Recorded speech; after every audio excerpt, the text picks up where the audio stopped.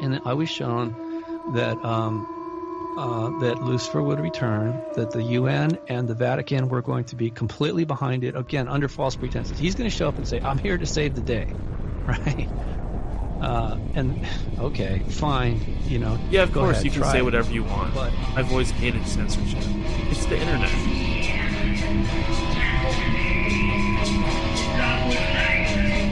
Sometimes, you know, once they get you for your first love bite, well, it depends on how aware you are, right?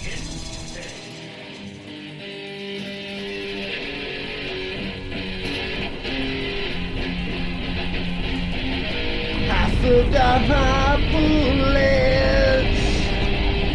I never had a gun. Here I am left standing. Am I the only one? For what I see, memories have guilted me. I'll never see the sun. First of all, as you know, the Anunnaki and the Draco are enemies. Second of all, underneath Baghdad was a stargate that was created by the Anunnaki so that they could transfer from Jupiter to the Earth.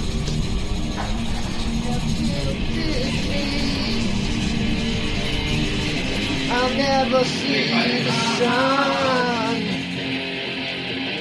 I could just end it all, but the demons will have won. Magical practitioners that, you know, some are good and some use their magic for good and to heal and to help, and others do use it for evil. And, you know, in some cases, you know, people really were using it.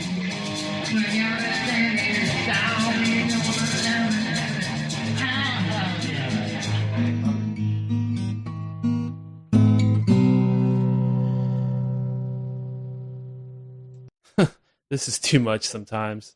From the beginning. And I was shown that...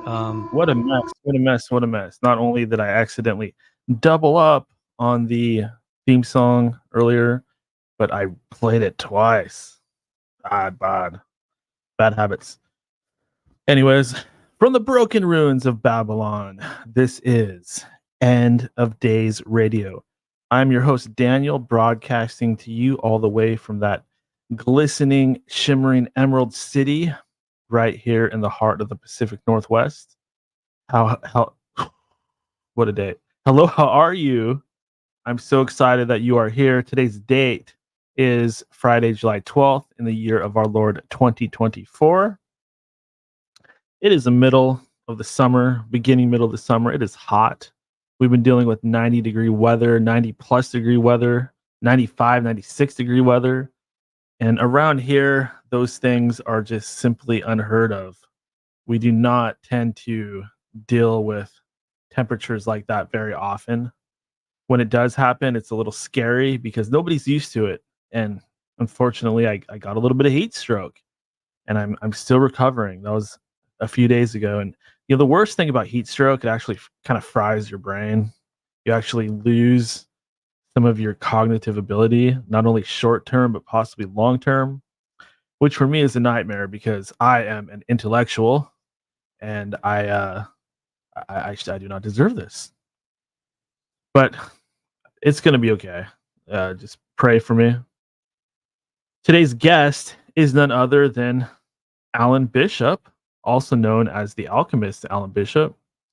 Alan Bishop is an expert alchemist distiller who also happens to be a very big historian.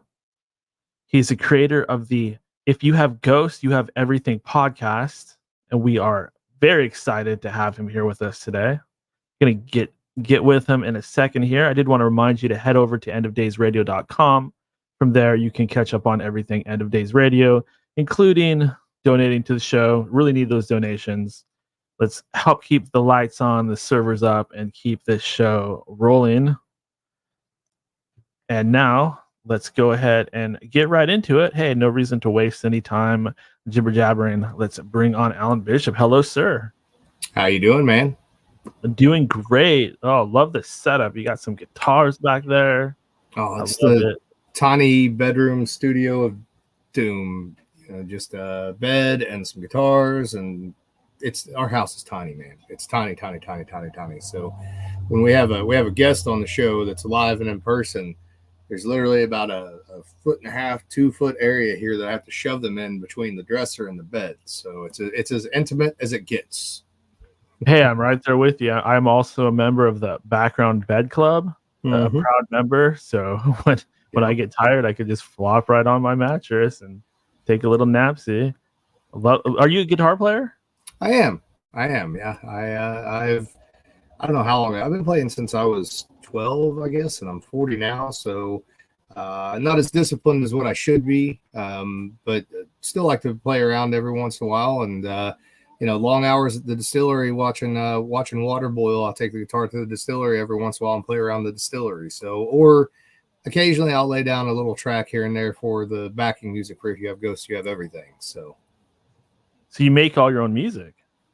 Not all of it, but some of it here and there for sure. And I always try to denote when I do that versus using something from like Art List or whatever, that sort of thing. But when I have time and I feel the inspiration, if I come up with a little riff or something, I'll try to turn it into really they're more, I guess, sound collages than anything else. Cause I'll lay down a guitar riff. I might double some stuff, do some stuff with some effects and then find sound samples. I like to do a lot of, I carry a little digital voice recorder with me.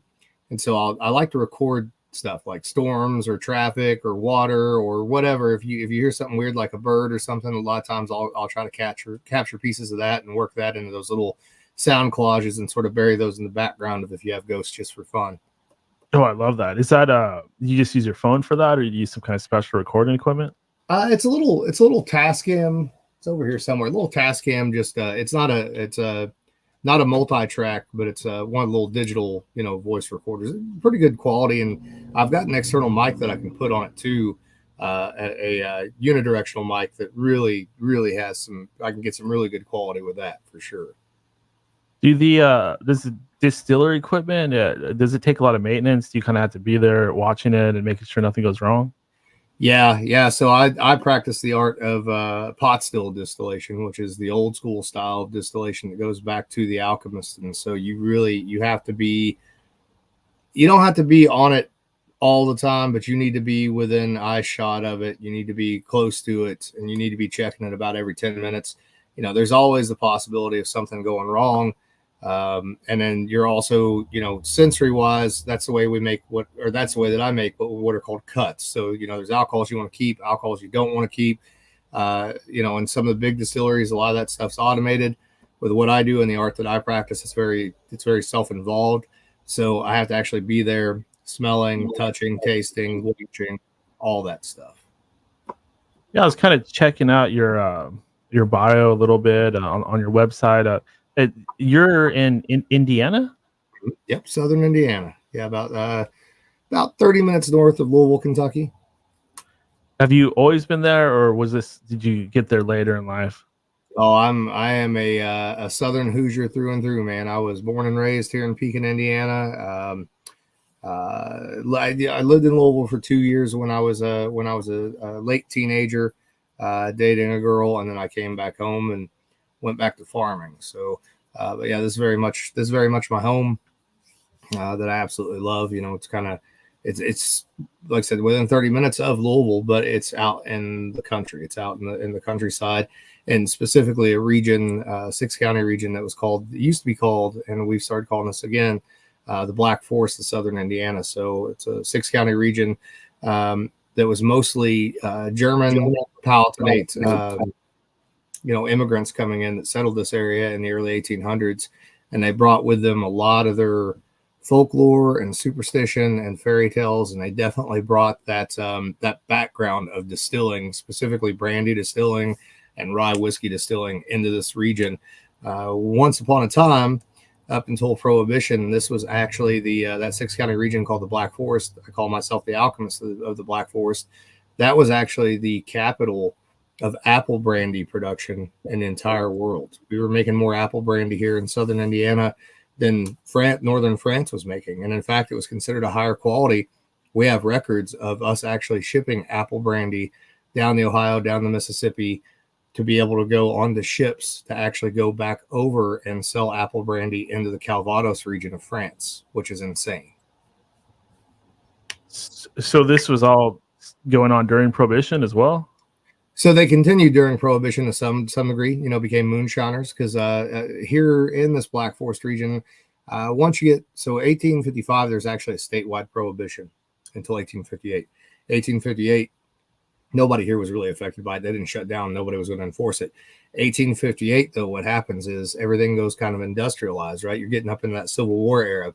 So between 1858 and 1914, in this little 6-county region, there were 150 plus legal apple brandy distillers, and they were making anywhere between 2 barrels a year and 2,000 barrels a year, depending on their size. And to kind of put that in perspective, because it doesn't sound like a lot, and that's per distillery, by the way. To make 1 gallon of apple brandy in the style that was made here in Indiana, you're actually looking at 3 bushels of apples to make 1 gallon. The barrels were 48 gallons. So 48 times 3, that's how many bushels of apples you're using per barrel. And as such, they also grew a lot of apple trees here. The 1855 census books, agricultural census books for the 6 counties, list each of the 6 counties as having over 155,000 apple trees per county. And these are grown from seed. These are not grafted. These are not clones. These are unique genetic specimens. Every tree a little bit different from the previous one. And they're literally selecting these apples only for apple brandy. They're not looking for eating apples. They're not looking for sweet apples like you'd be used to from the store. They're looking for apples that make good cider, and subsequently they make good brandy. And because of that, once Prohibition hit, a number of things put us out of business. Prohibition was the biggest thing, but there was also what used to be the Knights of the Golden Circle later became the KKK. They very much so. They were really founded kind of in this region, and they were very anti-drinking. They thought that drinking, that spirits in particular, were quote unquote destroying the white culture of Southern Indiana. So they scared a lot of the distillers off. But you got to remember, if you didn't own a distillery, if you were a farmer, there was a good chance in the off season you were probably working at somebody's distillery, or you were growing apples for somebody's distillery. So one of two things happened when Prohibition came around. These are all farm distilleries. Primarily, distilling is agricultural in nature. So you got to have that raw material to work with. If your apples aren't good to eat out of hand, they're not going to be good shipping apples. They're only for brandy. And you got thousands of acres tied up in apples. You got to go in and cut those trees down and plow out the stumps and plant a commodity crop like corn or now soybeans, whatever. But a lot of the people, especially the county just west of us, Harrison County, where there were very large distilleries, there was actually a couple towns, Mockport and New Amsterdam, right on the river. And those were, even the law enforcement, those counties were known to be off limits. You didn't go in there and mess with those people because pretty much everybody worked at one of the 3 big apple brandy distilleries over there. And so they definitely continued to distill apple brandy throughout Prohibition. They did it other places within the Black Forest too, but to a much lesser extent than what they were in that region of Harrison County. So, if you wandered into that place and you were law enforcement, there's a good possibility you wasn't coming out of it. Was it pretty competitive? Were guys ever like sabotaging each other's businesses or anything like that? No, dude, that's what's awesome about this area of Southern Indiana. So it's we like to call it Hoosier occupied Northern Kentucky. So first and foremost, I was joking with you before we got on here that I call it Southern Indiana. So if you ask somebody from Indiana what state they're from, if they're from Southern Indiana, they will never say I'm from Indiana. They will say I am from Southern Indiana, because it's 2 different cultures. Once you get past this lower tier of the state, the culture changes almost completely. But one of the cool things about the history here in Southern Indiana is you don't get that like what you had in the South, where guys were going to war with one another over this, because they were all intermarried a lot of times. They'd marry back and forth, and that way they could keep distilling businesses going within the families. They knew one another. They were neighbors. They probably went to church or whatever they did together. They tried to help each other out in any way that they could. So you don't really hear those stories about them, even during Prohibition, fighting with one another. The other thing that's kind of cool is, unlike the rest of the country, whether it be Pennsylvania or Maryland or Kentucky or Illinois, Southern Indiana, this little Black Forest region, was the only part of the distilled spirits industry that never allowed what was known as the Whiskey Trust to get a foothold here. And the Whiskey Trust, from my understanding of it, those guys, these were the guys that originally owned the huge distilleries in Peoria, Illinois, the biggest distilleries in the world at the time. They ended up owning Seagram's, what later became MGP here on the east side of Indiana. They owned almost everything in Kentucky, everything in Canada, everything in the Caribbean. They were scared of Southern Indiana because it's very much kind of like Eastern Kentucky, or at least it was. It was a little more clannish, and they knew that they couldn't, you ain't from around here sort of thing, right? So they couldn't get a foothold, and they didn't even try to get a foothold. It just was not a possibility to do that in this region. And to be fair, the distilleries, even though there were a lot of them, they're brandy focused. They're also making grain whiskeys from time to time, but they're so small that truthfully the Whiskey Trust probably didn't have that much interest in them, I would say. But yeah, everybody kind of worked together. They kind of took care of each other. It's very, the closest thing I can compare it to nowadays in the world of distillation is if anybody's ever done any research on mezcal in Mexico, especially the ancestral style mezcal. There are a lot of similarities, not only in the agricultural crop taking 7, 8, 10 years to come to fruition, and the fermentation and all that stuff, and the community working together, but also very much so there was always a spiritual aspect of distillation here in Southern Indiana. And I think if you go back far enough in distillation, all this stems from alchemy. Every bit of this comes from alchemy, and that's something that people forget about. So alchemy, like, is this going back to like the times of kings and queens and the wizard down in the cellar, and he's got all these beakers and stuff, and he's trying to make gold, and he's also distilling alcoholic beverages? That and older. So depending on which side of alchemy you're talking about, whether you're talking about Chinese style alchemy, now you're talking 600 BC, maybe earlier. If you're talking about Middle Eastern style alchemy, you're probably talking around at least 100 BC up to the 1st century Common Era. We have that image in our mind, basically the Gargamel from the Smurfs sort of image of what alchemy is. And that was a thing in medieval Europe. But this is an old art. The art of distillation is much older than what has been widely reported in historical popular sources. It's tied very, very closely in particular to obviously the worship of certain deities or entities such as Hermes Trismegistus, Thoth. There's ties to Rosicrucianism. There's ties to the Knights Templar. There's ties to Bacchus and Dionysus. These were rites of a sort that were sort of protected and handed down, and you didn't just share them with everyone. Not just in the production of spirits, but the production of perfumes, the production of different types of plant stones, things of that nature, the production of different types of medicines, things that might really give you and your people an upper hand when things got rough in the world. Yep, right. Wine involved in the worship of Dionysus, Elysian mysteries. So yes, and the Dionysian cults also did practice a very primitive form of distillation. We don't believe that it was for actually drinking. Really?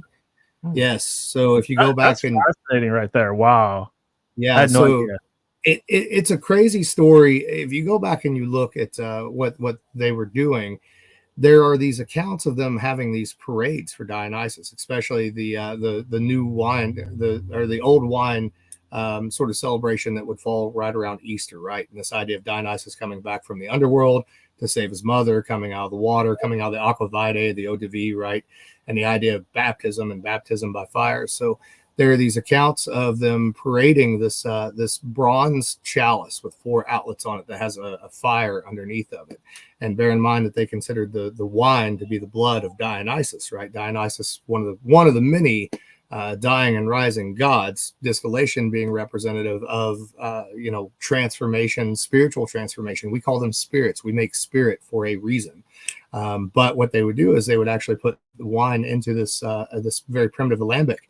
They would then have these 4 outlets that would come up, basically make a cross. And to the top of that, they would have the face of the effigy of Dionysus. And so these outlets, the one at the top and where the head is, and the one on the sides where the arms are, etc. Sorry, 3, not 4. The distillate that would come out of that, it's not condensing, it's alcohol vapor. So you light it on fire, right? You have the ability to create miraculous fire. At that time, a parlor trick to a common person, or something that we take for granted now, looked like magic. And they do many things like this. So one of the other things they did was a baptismal rite, which was baptism by fire. A lot of the Gnostics did this as well, but they would take the convert and they would do one of two things. So the first thing they could do is they would put them in the water, baptize them in the water. And as the convert was under the water, you then take either a distilled oil or distilled alcohol, light it on fire, throw it on top of the water. It'll actually float on the water and be on fire when the person comes back out of it. Or you can subsequently take sulfur, put it into distilled spirits, and drop it to about 30 or 40 proof. I do not advise trying this at home, but you can pour it on anything, light it on fire, and it will not burn it. So you could literally pour this over the head of an initiate and light them on fire, and it won't hurt them at all. So that's one of the origins of baptism by fire. Really? Wow, that is interesting. I know that Dionysus was kind of a Christ type of figure at the time. He was a little bit of a savior of sorts. I knew that he was pulling wine out of like nowhere, or turning water into wine, but I had no idea that there was distillation. Could you actually define exactly what distillation means? Yeah. So the classic definition would be the Latin, which is destillare, which literally just means to drip. But as in terms of what we're talking about trying to capture the essence of whatever you are distilling. And this could be animal, plant, mineral. There's all kinds of distillation in the world, and there have been for a very, very long time.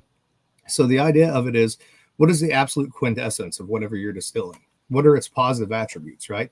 What can you literally remove everything else from this thing and still have something that you immediately, by your sense of perception, your basic senses, you automatically know what that thing is. Hold on a second. My wife's asking for the car key. Sorry. It's okay. No worries. I love the Karate Kid shirt, by the way. He likes the Karate Kid shirt. Oh, thank you. Here you go. Okay, here you go. Thank you. Yep. So in terms of alcohol, for example, and I'll tie the spiritualism back into this, because my style of distillation and what I do as the alchemist of the Black Forest, and also the writer of distilling books, including a distiller's almanac, kind of like a farmer's almanac. This is my spirituality in a lot of ways, because alcohol is a key to open doors. Now, those what's on the other side of those doors, depending on what your mindset is, can be negative or positive, depending on how you treat those things and interact with them. When it comes to distilling something like, let's say, brandy, the primary idea of distilling that is that you're trying to find the quintessence of what, let's say, an apple is, to the extent that you are trying to capture the aromatic principle of that apple in such a way that out of time, out of place, and out of season. In January, when there's snow on the ground and all the trees look dead, there's nothing else going on, you hear the crows calling overhead, you pour a drink of apple brandy, and it takes you back to a moment of standing underneath that tree when those apples were on it in the height of summertime and as ripe as what they could possibly be. Now, that all involves transmutation, etc. All the key principles of traditional alchemy are involved in distillation, in terms of fermentation, actually taking it through a blackening process or a fire transformation process, extracting the quote unquote spirit from the apple. That spirit, which is in an alembic, or the base of that alembic is called a cucurbit. That's representative of this world, this lower world. That spirit rises up the neck of that still. It enters the heavens above the copper head, or whatever head you're using, spins around in the heavens, undergoes a transmutation, comes across what's called a line arm, and descends back down a condenser, where it returns back to this earth changed from what it once was, with all of the gross substances removed from it and only the pure substances left behind, depending upon the skill of the distiller. If that's not a metaphor for spiritual transformation, I'm not sure that one exists better otherwise that I've ever seen anyways. Yeah, that is fascinating. I mean, I often wonder if people back then knew more than we do today. It seems that way sometimes. It seems that things get kind of dumbed down for us in the sense that they want to tell us that people in the past were just kind of sticks and stones and believed strange things like flies being born out of poop and stuff like that. But to me, it often feels like that they had it down better than us. Man, yeah, I think they did, and there's a lot to be said about that. I think the further back you go, the more interesting it gets, especially if you go back before currently accepted archaeological norms that say society started. I think there's interesting things there. I think if we wanted some idea of what those things were, if you had a DeLorean and a flux capacitor, the 1st century AD, Alexandria, Egypt would sure be a really interesting place, considering all the things that were happening there and all the different teachers that were there at that time and all the diaspora of various different spiritual movements. I think once you realize what this world is and how it's been manipulated over the centuries, so you mentioned those medieval alchemists before, and we have this idea in our mind of the dark ages. Nothing was happening in the dark ages, right? Society had just kind of gone to shit, and there's a lot of truth to that, and some of that has to do with very fundamentalist ideas and people such as some of the kings who were very much trying to manipulate their way around this new religion, Christianity, in order to use it to their advantage. But there were people all throughout the Middle Ages who held on to this practice and this craft, amongst other practices and other trade crafts, some much more advanced and evolved than what distillation ever could possibly be, or sparygic medicine or anything of that nature. It was always there in Europe. It just wasn't for us peasants to find. Right now, the Arab world did a much better job of holding on to that and continuing to practice it out in the open and out in public and share that information throughout that time period. And in fact, as part of the Enlightenment period and part of the Middle Ages, getting into the distillation of spirits, we really turned to an alchemist named Jabir specifically to try to relearn what we had forgotten for hundreds of years. So. That seems to be part of it as well. The rediscovering of things. That's funny you mentioned Egypt, because it's my understanding that's where the word alchemy actually comes from. Chem, right.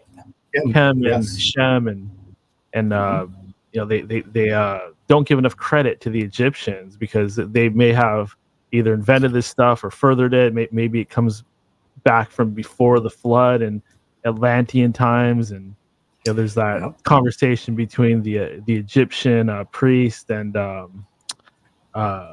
Plato, where they're saying that the Greeks were children compared to the Egyptians. So I definitely think that there's a lot there that's being hidden. You mentioned China as well. There's some early distillery going on in China. Yeah. Early alcohol distillation, early spirit distillation was happening in China, maybe as early as 800 BC, which is insane to think about.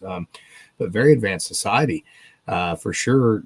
Obviously working with grains such as rice and more of almost like what they do nowadays, sochu, baijiu, more of those Asian style spirits where it's a solid state fermentation. Actually using a fungus as opposed to, well, yeast is a fungus too, but using a fungus to convert starch to sugar and then to ferment it versus actually having to convert starch a different way and then ferment with yeast. Some very advanced things were certainly happening there. But to touch on the Egypt thing again real quick, yeah, I certainly think, the very first laws of distillation that we have in the West are the Emerald Tablets of Hermes Trismegistus. That lays out the principles of all distillation. In fact, I have that hung. I took copper sheets and I self-engraved on those copper sheets those laws of distillation and hung them in my distillery to remind me of why I do this every single day. The world got 10 parts of magic and Egypt got 9 of those 10 parts for sure. But what's interesting about the Egyptian thing too, I'll touch on this real quick. They had very strict laws. So one of the interesting things is everybody knows about the Library of Alexandria. There were certainly other libraries throughout the world. Some, in my opinion, probably much more important than the Library at Alexandria was. But more so than that, in Alexandria, what you had is all these different populations that came from other parts of the world that are practicing, and they're giving out their magic, and they have schools that you're attending to learn philosophy and to learn spirituality and to learn magic. The Egyptians, though, weren't allowed to do that. if you were a pureborn Egyptian, it was completely illegal and punishable by death for you to teach an outsider what the Egyptians knew. So it's interesting. They let people come into Alexandria and teach what they wanted to teach because they would learn from that as well. But they weren't going to teach anybody else, that was an outsider, anything that they had learned about these arts. Now, here's a fun Dionysian Jesus connection for you as well. I have this theory that Mary Magdalene was much more important than what she gets credit for. I have a theory that a lot of what was happening with, some of those characters in the New Testament, which are really magi, right? Which means magicians. A lot of them are. Simon Magus comes to mind, etc. That's a title. It's not a name. It's a title. There's enough accounts of Mary carrying odd paraphernalia with her. We don't have a good account of what happens to her after she dies. Regardless of what you think of any of the Gnostic or pseudepigrapha or apocryphal books out there, it's clear that Mary had some importance, right? She also, she's there and sees Jesus rise from the dead, etc. Interesting to note that when he talks to her there, he says to, I can't remember how it's worded, but instead of saying his, he doesn't say brother. That's what it is. He goes, go and tell my boys basically what you've learned here today. It's the first time he doesn't refer to them as his brothers, right? Because he sees them having run away from his crucifixion. Long and short of it, Mary disappears from history, and there's lots of stories about where she might have ended up at, etc. Yeah, it would make sense that she ended up in Alexandria, Egypt, at least for a little while. And so if you go through the history of that in your head, and just with the history that you probably have from popular folklore and popular knowledge, is there a character from the 1st century AD thereabouts that would be in Alexandria, Egypt, that you might know the name of that could correspond to Mary Magdalene? And there, in fact, is. It's Maria the Jewess, or Maria the alchemist. Very much so. Also, apparently had some Essene connections, and Mary Magdalene was an Essene. So I very firmly believe that probably the same person, more than likely. Yeah, so this secrecy around Egypt, it goes back much further than I previously imagined. Jen, are you there? Hey, Dan, I am here. Hey, Alan, it's really great to hear you. You're an amazing guest. I'm so impressed. Thank you. Can't believe how erudite and interesting this conversation is, and touching on a lot of things that I'm also personally very interested in. Awesome. I guess, sorry, Dan. Sorry, Dan, go ahead. Oh, no, did you have any questions or comments? Sure. I personally agree. If you look at Mary Magdalene's role in sort of both folk magic and maybe not so much the Western grimoire tradition, but if you look, I think actually folk magic provides an interesting lens with which to view Mary Magdalene, and I think Mexican curandismo in particular, because they preserve a lot of the herbalism, she is the saint who holds the salve, and then she's also a saint of spiritual bathing, like baños espiritual, and I just think that she retains a lot of that connotation of being an alchemist, being a healer. Now, I'm not necessarily convinced that she is Maria the Jewess. However, I'm open to being convinced. So I'll just say that, but I definitely, I'm loving this. I think this is a great conversation. I think alchemy expands or spans so much further than, I know you're being very expansive with it, and you're bringing up China, and you're bringing up the Middle East, and then obviously differentiating it from Egypt, but it expands even further than that. And it just is this comprehensive system that people have engaged with, the transmutation, particularly of metals, and in Tantra, this is extremely important idea, not necessarily for gold, not like the more medieval European, but it's the transmutation of quicksilver or unpurified mercury for like Tibetan medicine or Chinese medicine, or the transmutation of cinnabar into medicinal nectar pills. This is very important for like Himalayan and East Asian magic as well. So here's something. Two things. Two comments on your question / comment here. So it's interesting that cultures that revere the mothers of their cultures, they will respect and understand the things that we're talking about here, as you just mentioned, right? So it makes sense that Mexico would be like that. And here in a little bit, if you will remind me, I will tell you a story about absinthe and another background of certain herbal distillations, tinctures, etc., that you might find interesting, unrelated otherwise. The other part of that, when you mentioned the gold transmutation, everybody thinks of alchemist as that sort of practical alchemy thing of how do you transform lead into gold. There's some theoretical stuff out there that maybe you could, maybe you couldn't. I don't know. But I can tell you one thing that was happening in Alexandria, Egypt, and one thing that it's very firmly believed that Maria the Jewess was doing and was common practical alchemical information. So let's say that you're trying to start some kind of movement, whether that be a church or a cult or whatever you're trying to do. A school, you need money and you don't have money, right? And gold is money. What if you had a way to make lead look like it was gold and be convincing enough to most people to the extent that it's actually into the surface of the lead, you scratch it, you're not going to see the color underneath of it, right? That you could pass it off as gold, at least for a short while, to get what you needed. And there was definitely a process for that that did exist at that time, does still exist to this day. It involves the cold distillation in a glass still, with what they now call a quote unquote Moor's head on that still. So it's a distillation that takes a long time because it's being done using composting cow manure and the sun. But what is in that still, and I won't mention everything that's in there. It's easily found if you look for it. But one of the ingredients was rotten eggs because you needed sulfur to do this. And you can color a piece of lead to look like a piece of gold. So if you're at a market and it's busy and they're in a hurry, right? If they can't scratch that coin and see that it's a different color underneath because it actually absorbs a little bit into the lead, you're good to go. You got something in your pocket and got what you needed, and you ripped somebody off, and you shouldn't do that. But there were definitely formulae for things like that out there, without a doubt. So I'm much more of the spiritual alchemist and much more of the practical on the distillation side when it comes to either essential oils or medicines, or particularly alcohols, obviously, which I do for a living.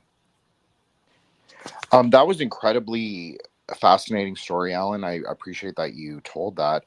I am familiar with making herbal medicine and sporagics. I used to be quite I would say, apartment alchemist, we'll call it, in the city. But I haven't really engaged with that in a few years, pre-COVID for sure. But I did want to ask you, since you brought up the lead, and that also makes sense because lead is the planetary metal of Saturn, sulfur is a planetary element of Saturn, so you require the transmutation of Saturn into a fake false sun. So I think that's also interesting maybe for people to hear. Hours and days, right? Exactly. But there is some conjecture that perhaps the lead into gold is kind of a misdirection. And really the true transmutation is copper into gold. So Venus into the sun. So I think that's also interesting from a more metaphysical or spiritual perspective, because Venus is luciferic in a sense. It's very luminous. I think that you're onto something there, and I'll even say this as a purveyor of the high strangeness and the weird of the world. There's a lot of things that we get misled on, and so one of the things that we've also been misled on when it comes to metals and spirituality is we have all these legends about silver bullets and silver crucifixes, and yet if you look at the legends of the cynocephali, etc., it's copper plated weapons that hurt them, not silver.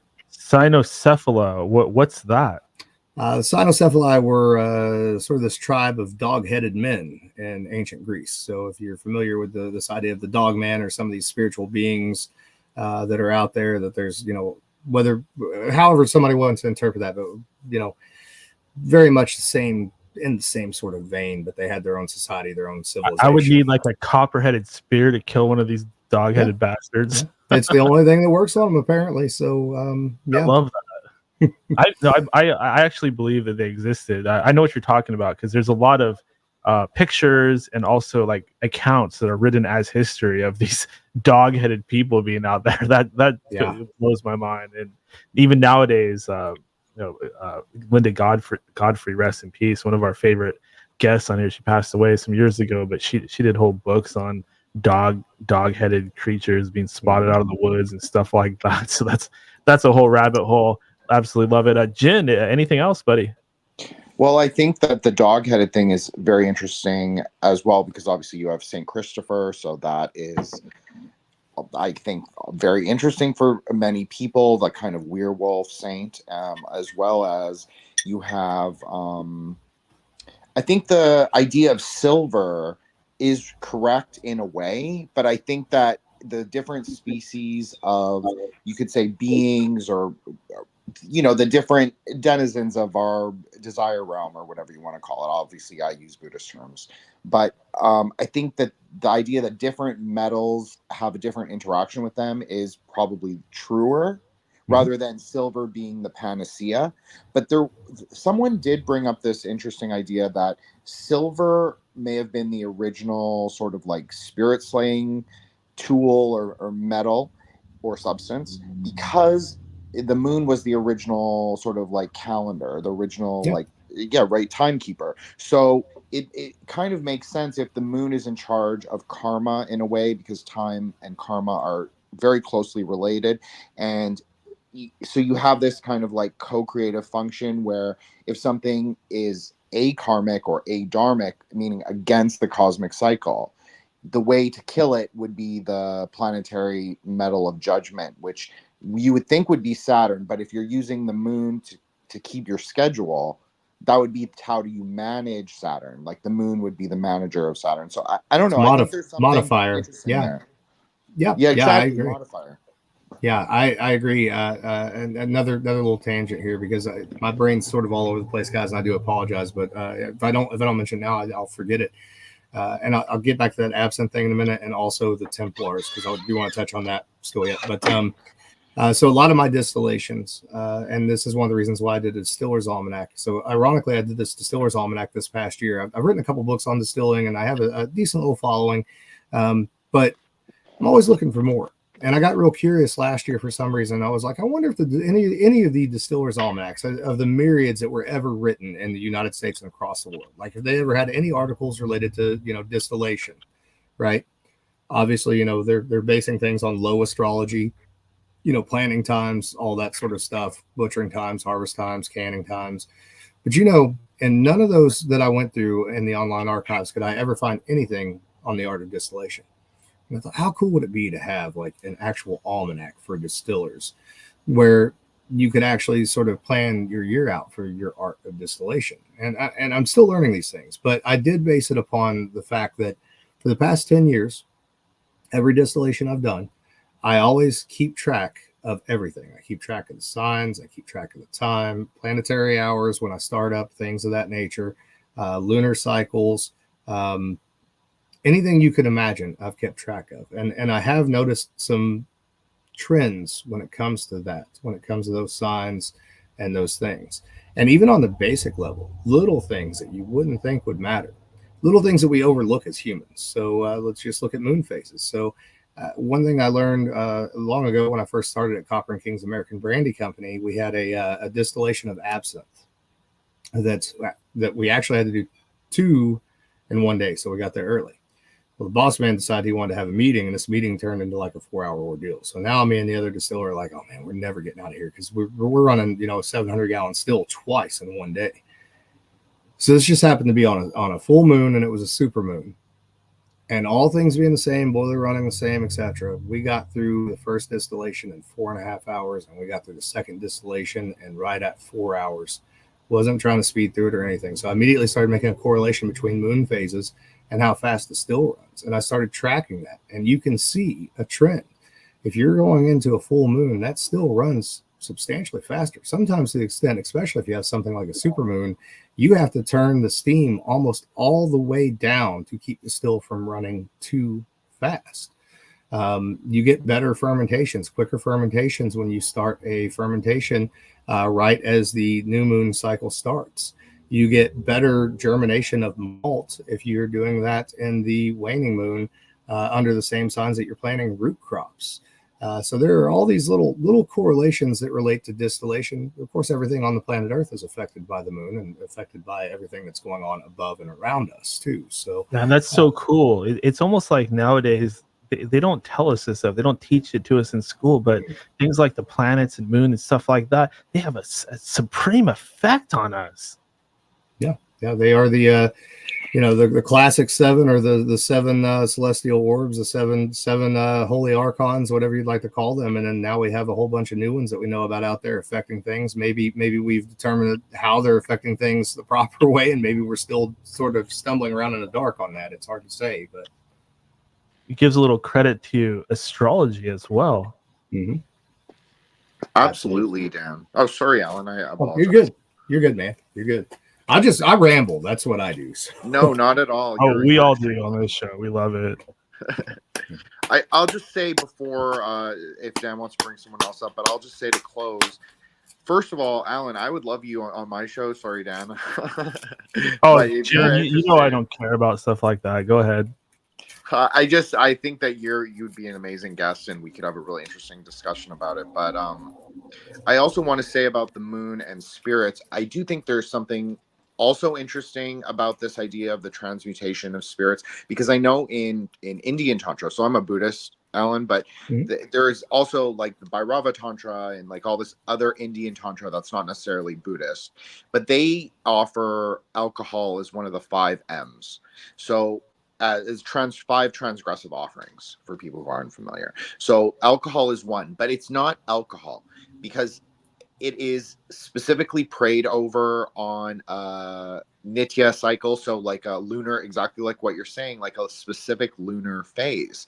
And then after it undergoes this kind of ritual procedure and performance with the mantra, and it's put inside, like that's how it's visualized, it's put inside the alcohol. The alcohol is no longer alcohol. The alcohol becomes Quran. So this is a really important thing in Tantra, that the transformation of a substance actually becomes something else. And I know that you spoke on this, Alan. I'm trying to give it, I guess, my own lens of, it's so important. And I think even in Western esotericism, how different a substance can be from one point of transmutation to another is actually incredible. It can be almost a new substance. So yes. I just think that's really fascinating, and this whole conversation, Dan, has been incredible. So thank you so much. Well I would love to come on your show as well, and also the invitation for either of you two to also come on. If you have ghosts, you have everything. Absolutely, I would love to have you, and much like this, I make it the person's platform for sure. One more commentary on what you just said, real quick. So in my belief system. My idea system, beliefs are dangerous. I try not to use that word any more than I have to, but my idea system and many traditional idea systems, alcohol is served up for your ancestors, right? Even all the way down to, the modern day, I'm gonna pour one out for my homies sort of thing, right? But there's rational reasons for that. It's because alcohol is a key that can open doors, right? And again, that positive negative correlation there, right? It's one of those things that when used properly, it's a social lubricant, or maybe it helps you. You've had a rough day, you're trying to work through something, maybe you lost somebody, who knows what's going on in your life, right? This changes the way your perception, the way that you look at things. It's not for everybody. Not everything is for everybody. And sometimes you get punished if you take it too far, obviously. But in all traditional ritual magic, what is the one thing that all traditional ritual magic has in common? It's all about the aromatics, right? You have to have incense, or you have to have candles, or there's something burning, or you have spirits, because spirits are aromatic. 95% of that quintessence of whatever agricultural product that you're distilling is the aromatics. If you don't have those aromatics, you don't have the flavor. And spirits attach themselves to several things. It can be the chaos of the thing, it can be the door opening of the thing, and it can certainly be the aroma of the thing. And not only that, but every different varietal of alcohol that you make, it's going to have its own spirit to it. It's going to have its own attitude to it. It's going to have its own effect on how you interpret what it is doing to you when you imbibe that right? And so it can be the same thing with spirits. And what I found, the reason I started If You Have Ghosts, You Have Everything, is because in the alcohol industry, in the distilled spirits industry, everybody's got a ghost story. A lot of people have odd beliefs, just like I have odd ideas.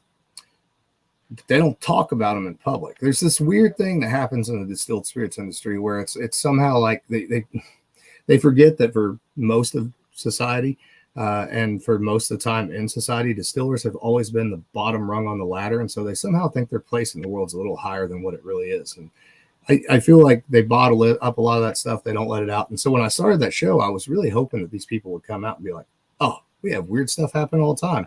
Probably because we're making alcohol and we have all these diverse personalities in here. And probably because it's connected to spiritualism and alchemy.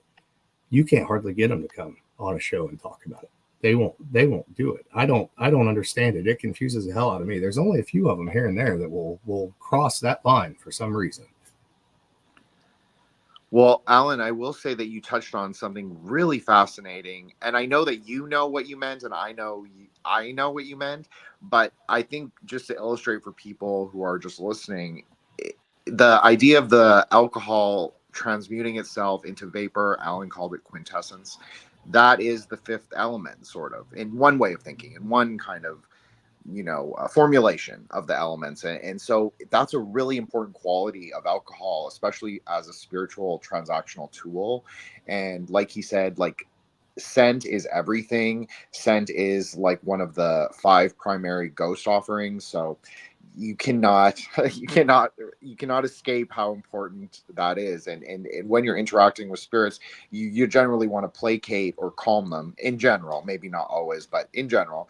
And so, yeah, I think it's so super important and really interesting for people to hear this and your perspective. Thank you. I appreciate that.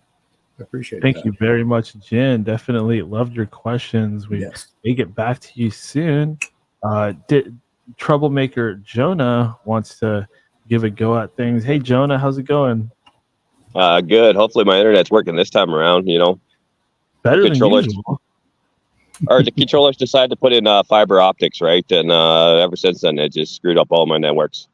But I want to go back to the prohibition here first with Alan, because I grew up, didn't grow up, but I spent part of my childhood in the Windsor area.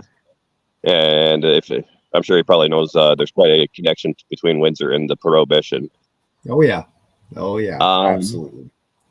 Having said that, one of the strings that I recently came down myself, and I want to see if you kind of have any input on this. I think actually with the prohibition, the criminals here in Canada were making more money than the criminals in the USA, and that's all with the Rhodes Roundtables or etc. Do you know much about that, or have you come into much information about the criminal syndicates in Canada that were involved with prohibition? A little bit, mostly from those who were dealing with them on the American side, though. Obviously, you have the Kennedy family, etc. Were very heavily involved in that. A lot of the movers and the shakers of the time that we just think of as common gangsters and criminals usually had their fingers in an awful lot of pies at that time. It wouldn't surprise me. I can tell you that I firmly believe that prohibition was enacted for a couple of reasons. The first reason was obviously because we had come up with this whole income tax idea. And if you go back to the 1800s, we were basically paying everything off of tax from spirits after 1862. Almost all public infrastructure was covered by that alone. Secondarily, the big families that were heavily involved, including, what became the Seagrams family, etc. They benefited big time from prohibition. Did it hurt them short term? Yeah, but it sure did alleviate an awful lot of competition for them. Everybody knew prohibition was a joke. Everybody knew it was going to come to an end. But if you're on the small side of those things and you're on the wrong side of that hammer when it comes down, it doesn't matter if it's a joke or it only lasts for a little bit over a decade. I also think that it was a way for them to be able to separate some of the spirituality and the agrarian nature of distillation, right? Turn it into a 100% industrial endeavor and lower the quality, right? You get through that era of prohibition, that decade plus of prohibition, you know how much knowledge got lost, how much traditional distilling knowledge got lost. A whole generation of distillers died Oh, during that's that a time shame. period. You know, and what did the industry care? They didn't care, because now we can make really cheap GNS alcohol and throw just a little bit of good whiskey in there and make a whole lot more money off of it. Going back to the families that you brought up, well, obviously, I feel like you would know, but the Bronfmans, right, out of Nova Scotia area, they made a ton of money, and they're definitely one of those families, right? Absolutely. Now, here's the other thing. I don't know how much you have put, how much thought or interest, kind of tangent. It's the cobwebs when we start going down all these things. It's not to be crass, but it's like the Playboy magazine when you're like a teenager, right? There's all the web there. They're so sticky that you won't be able to open the pages, right? But now, one thing that I find interesting, and I would say that I have found anecdotal connections. But the prohibition also kind of coincides with when Rockefeller created the pharmaceutical industry, the petrochemical pharmaceutical industry. And at the same time, that's when they were getting rid of all the homeopathic cures, right? Yep. So there's definitely ties that way. Do you have much information as far as that, or just, again, anecdotal like myself? It would mostly be anecdotal, but no, you're absolutely right. I mean, look at compounding pharmacies that existed prior to Prohibition. Every pharmacy you went into had a tabletop still to make various cordial waters with and things of that nature. And in fact, Dr. Pepper started off as a cordial water. It was Dr. Pepper. That was an entire thing. It was made from common ingredients that they were using in the pharmacy, and the guy who created it literally wanted to create something that tasted like his pharmacy smelled. I will never look at a can of Dr. Pepper the same again. That is so cool. Yeah. I would say that home distilling had a lot to do with that too, right? Home distilling, making sure that distilling is illegal starting early on. Let's say in that industrial era or coming into it from the Civil War era, 1862, etc. Right? One more thing off the list to make you less self-sufficient. Oh man, we got to have the taxes off of it. We're going to say that this is for public safety, but it's really a tax thing, but it's also a self-sufficiency thing, right? For decades and generations, going back hundreds of years, almost every settler, I'll say it this way, almost every settler in the state of Indiana that came to the state of Indiana had a small still with them. And that was true of most settlers up until probably about 1820 or so, because of exactly what you're speaking of here, the pharmaceutical properties, the homeopathic properties, and the ability to have a solvent in order to dissolve those in, make tinctures out of, etc., or even just use alcohol, as a topical agent, right, for infection, etc. So, yeah, I think you're onto something there, and it doesn't surprise me. Now, if you look into some of those families, and the Canadian side, I know about, because I know about MGP, I know about Seagram's, that sort of thing, but I haven't researched it. But if you look at some of the families and some of the people still involved in big alcohol in the United States, they have their fingers in a lot of pies. And I will tell you something else too. And people laugh at me when I say this, but there are people, if there's anybody on here that's involved in the industry in Kentucky in any way, shape, or form that really knows what they're talking about, they'll know I'm telling the truth. That Italian element, it did not go away after Prohibition. There are still families involved in Kentucky fairly heavily in the alcohol industry. It's fairly quiet, but they're there, and you can run into them from time to time. It's not as a hunky-dory industry as what people think that it is when you get into those circles, for sure. There's some darkness there, and it's an industry that also invites some darkness, right? It's very easy to get out of your head when you're drinking and get in the wrong situation, get around the wrong people, and be convinced to do things that you otherwise wouldn't do, right? There's a lot of infidelity in relationships in this industry, and it's sort of laughed off and encouraged to some degree, I would say. So it's really a corruption of what it should be in many ways. Sorry, I know that didn't really answer your question, but yeah, I kind of have an idea of where you're driving with it. I just don't have a lot of direct information on it. So yeah. I have one more tie-in that I find interesting. Again, too, I'm Canadian here, so I may not be 100% on the dates here, but I do find it very interesting that the League of Nations, and it's actually still on the United Nations website, the first international narcotics treaty was actually in 1933, which kind of coincides right around the end of Prohibition, if I'm not mistaken. And then I have one question after that, if you have any input on that. Yeah, absolutely. I think that is done for a reason, right? You're allowed to do drugs as long as you pay the taxes on those drugs, right? And so you're allowed to do the drugs they tell you you're allowed to do, and then when you're not allowed to do them no more, you're not supposed to touch them because you're a bad kid. So. Well, I'm in Canada, right? So, we're now processing cocaine in BC, so they just import the leaves. But having said that, going on to how Jim brought up copper, whatnot, would you think that there's a coincidence as far as how they're really moving towards bringing copper out of the industries, as far as even the pennies, a lot of the plumbing, the piping? And then it kind of seems like they started to pull copper out of industry right around the same time as the discovery of Mont Adams. And I'm not too sure how much I believe in that because I'm not a chemist, but kind of seems like that all coincides as well. I think you're on to something there that people overlook quite often. And part of that also I would tie back into obviously orgone energy, but also electroculture gardening, which has been suppressed for over 100 years. TikTok blew the door open on that for a lot of people, though, didn't it? Right? People are now paying attention to how all that stuff works and experimenting with it.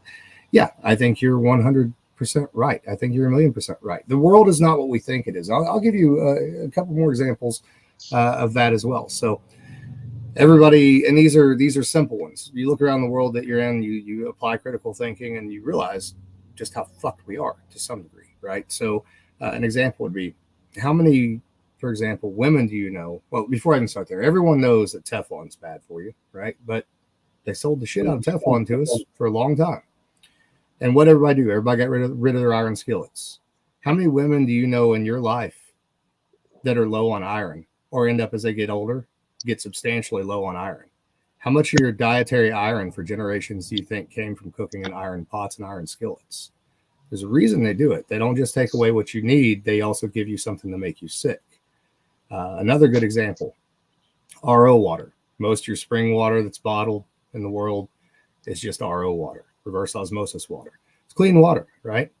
But the interesting thing about water is water has a spirit as well. It has a quintessence, and it can have structure.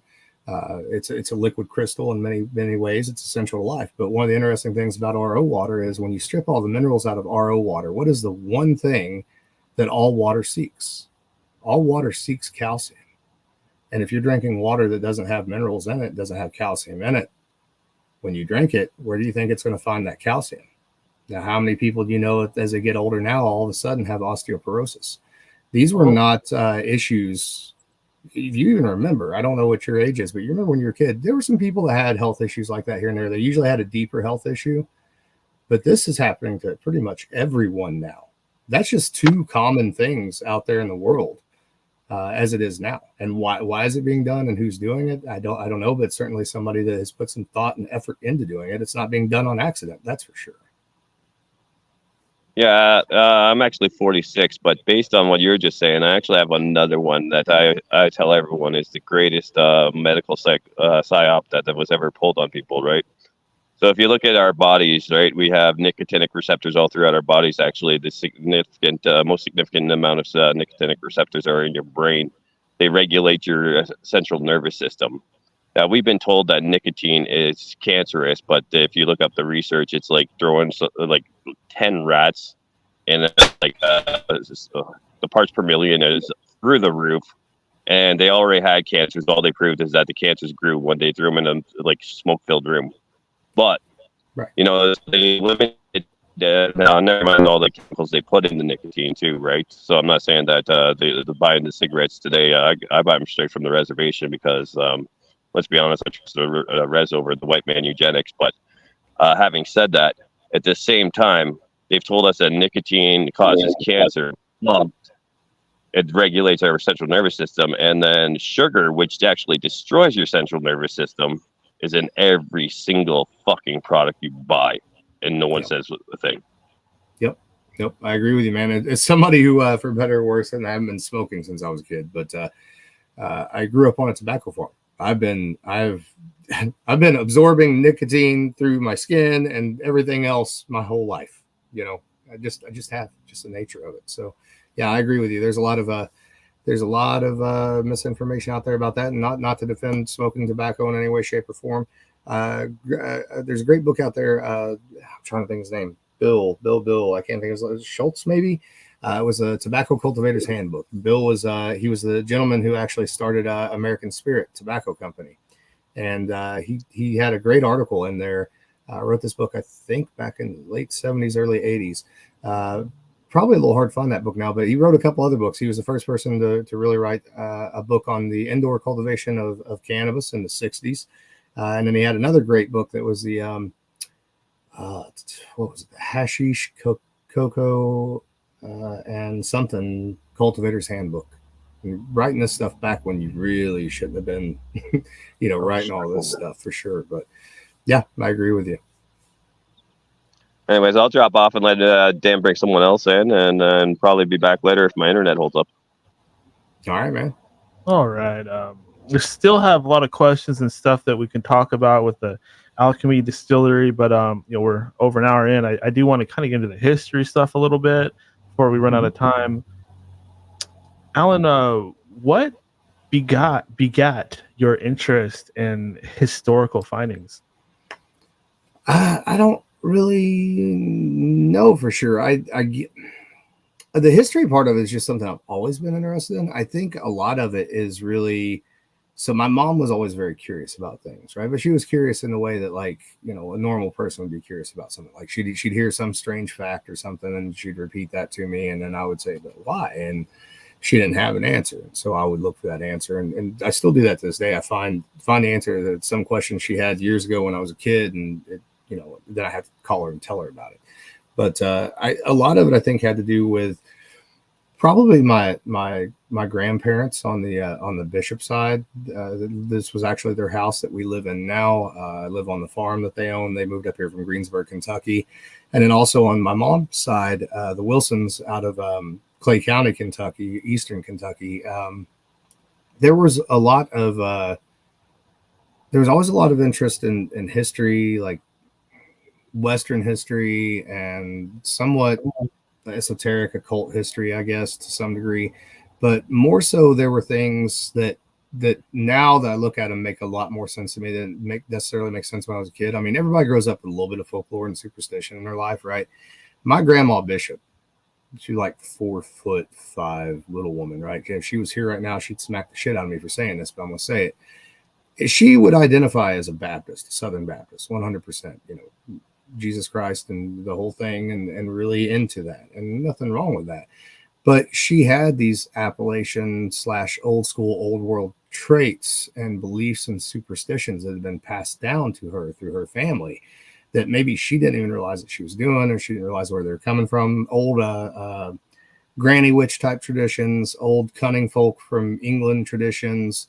Her Butler family has some really interesting DNA connections to several royal families throughout Europe. She didn't know that at the time. We found that out later. But she had all these things that her and my grandfather taught me, little natural magic things, little folk magic things, little stories about the local area and the people here and what their traits were, and some of the weird, old gossipy stuff from the 1800s and stuff like that. And they did a really good job of sort of putting that into me and instilling that as sort of a work ethic. It's always just been there. Things that she would even do that didn't make sense to me when I was a kid. For example, using the book of Psalms as almost like a spell book, right? Which is a very cunning folk, or like even old Pennsylvania powwow magic sort of thing. Or using the Bible is almost in the same way that I might use tarot cards, to get some idea of what the day is going to bring. You grab Bible, close your eyes, say a prayer, flip to a random page, and point at, a certain verse and read that. And then that's going to give you some indication of what your day is going to be. So I think I've always just been exposed to that. And on my mom's family side, being there from Eastern Kentucky, there was a lot of superstitious stuff. Corn cob over the door, salt at the threshold sort of thing. And it got me interested in cultures and folklore and where does all this stuff come from? is this things that they picked up over time? Are these things that they've always passed down through generations? What's the genetic link to that? Is there any background connective tissue that just runs within the family, etc.? So, yeah, that stuff is supremely interesting to me, mainly because I feel a lot of that stuff actually does work. You know, it's kind of like a lot of other things. We I guess that's the definition of the occult. It works, but we don't know exactly why. Yep. Let's see here. I guess I should ask one more question before we bring somebody else on. Can you tell us a little bit about the white Native Americans? Yeah, the Matic thing. Yeah, that's it almost becomes such a loaded question, right? So the Prince Matic thing that's an old school thing all up and down the southern seaboard, up through Alabama, up the Mississippi Valley. Pekin, Indiana is an interesting place. The Ohio Valley is an interesting place in general for a couple of regions. So I've seen just enough evidence to believe that there's some truth to the Prince Matic thing. And it's a very long story to get into, but the general gist of it is that there was a Welsh prince who came to America. What was it? I believe in the 1100s. Potentially, there might have been an earlier expedition in the 600s as well. But he basically was one of many sons that were warring over his father's throne. He came to America, scouted out, went back and got more ships, and never came back to Wales again. The Welsh are interesting for a number of reasons I'll get into momentarily, but you have all these accounts of blonde-haired, blue-eyed Indians, as they called them at that time, all up and down the Ohio Valley, the Mississippi Valley, these interesting fortifications, rock wall fortifications, usually on hillsides, very well protected, usually very thick walls, 3 to 6 foot thick, very, very tall. A little ditch on the inside with a berm on the inside above that ditch so that the person could stand and look over the wall but still have the protection of the wall. Or if somebody climbed over the wall, there'd be longer to fall into that little ditch. Very similar to what you would see in Wales. A lot of traditional Welsh names for places, as well as various different carvings that you'll find throughout the region as well.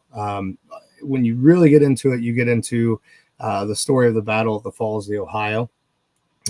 So the story is that when the settlers got here at the Falls of the Ohio, there was an island called Corn Island that was just covered with skeletons with armor all over them. Some of these skeletons incredibly large. You guys are probably all familiar with the idea of giants, Nephilim, etc. And this does tie into that to some degree in a very unique way. There was also a place called Battle Creek, and all up and down Battle Creek there were scattered remnants of dead people. They'd been dead for some time. It was very clear there was some sort of massacre that had happened, and the legend that was handed down by local Native American tribes was that there was a tribe of blonde-haired, blue-eyed people that had control of the Falls of the Ohio, and the Falls of the Ohio was considered the best fishing spot in the entirety of the region. It wasn't considered great to live in because there is a disease that you can get from living that close to the water if you're not used to living that close to the water. I can't remember what it's called. It's a type of pneumonia-type disease from the mist in the water. So it makes sense. The Welsh are, seamen, so they're used to that. They could live through those circumstances pretty easily. But nonetheless, the local natives all got together and decided they wanted to kill these folks off, and so they attacked them one night and killed them off. And some of these folks were, apparently, quote unquote, giants. They were huge cemeteries on a piece of old Clarksville sites here in southern Indiana. They've since been allowed to wash out since the various dams and things went in on the Ohio River. Every once in a while you get a flood and you'll see something on the news about human remains were found along the Ohio River. And then, within the next 4 or 5 months, you'll see that, the city or the county comes in there and lays down a bunch of riffraff with concrete on it on top of where those skeletons were, etc. Stone box graves were very, very common in this region as well. So lots and lots of stories about this. Now, the giant thing I want to talk about is because it does seem that there was this huge civilization of something very different at that time in the 1100s here in the Ohio Valley is what I will say. So if you're in the area of Clark County, Floyd County, etc., even Louisville to some degree on the Kentucky side, there were multiple mounds on both sides of the river.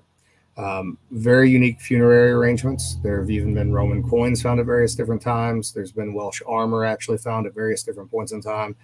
Some of those Roman coins were actually on display at the Falls of the Ohio Museum. The armor, unfortunately, I'd been long gone. Again, huge rabbit hole I could get into here. But the long and short of it is, from that region, from the western side of that region, going all the way down to Angel Mountains, along the river, you will not find in that time period any other civilization. And that's almost 70 miles. Going upriver until you get to Fort Ancient, you'll find nothing. And that's almost 70 miles. Devil's Backbone is the eastern side of this civilization that we're talking about that may have been Welsh, or at least partially Welsh. There's also some other influences there too. And Devil's Backbone is interesting because you can see way upriver. So something was keeping other civilizations from coming any closer than 70 miles. There's sort of a buffer zone there. It's almost as though whatever the civilization is that was in the Ohio Valley, the other civilizations were scared of it. They were afraid of it to some degree. Maybe they had advanced weaponry. Maybe they had things they hadn't seen before, right? Maybe they had some legends about quote unquote gods, you know, just as you had in South America, that were white and had facial hair, whatever.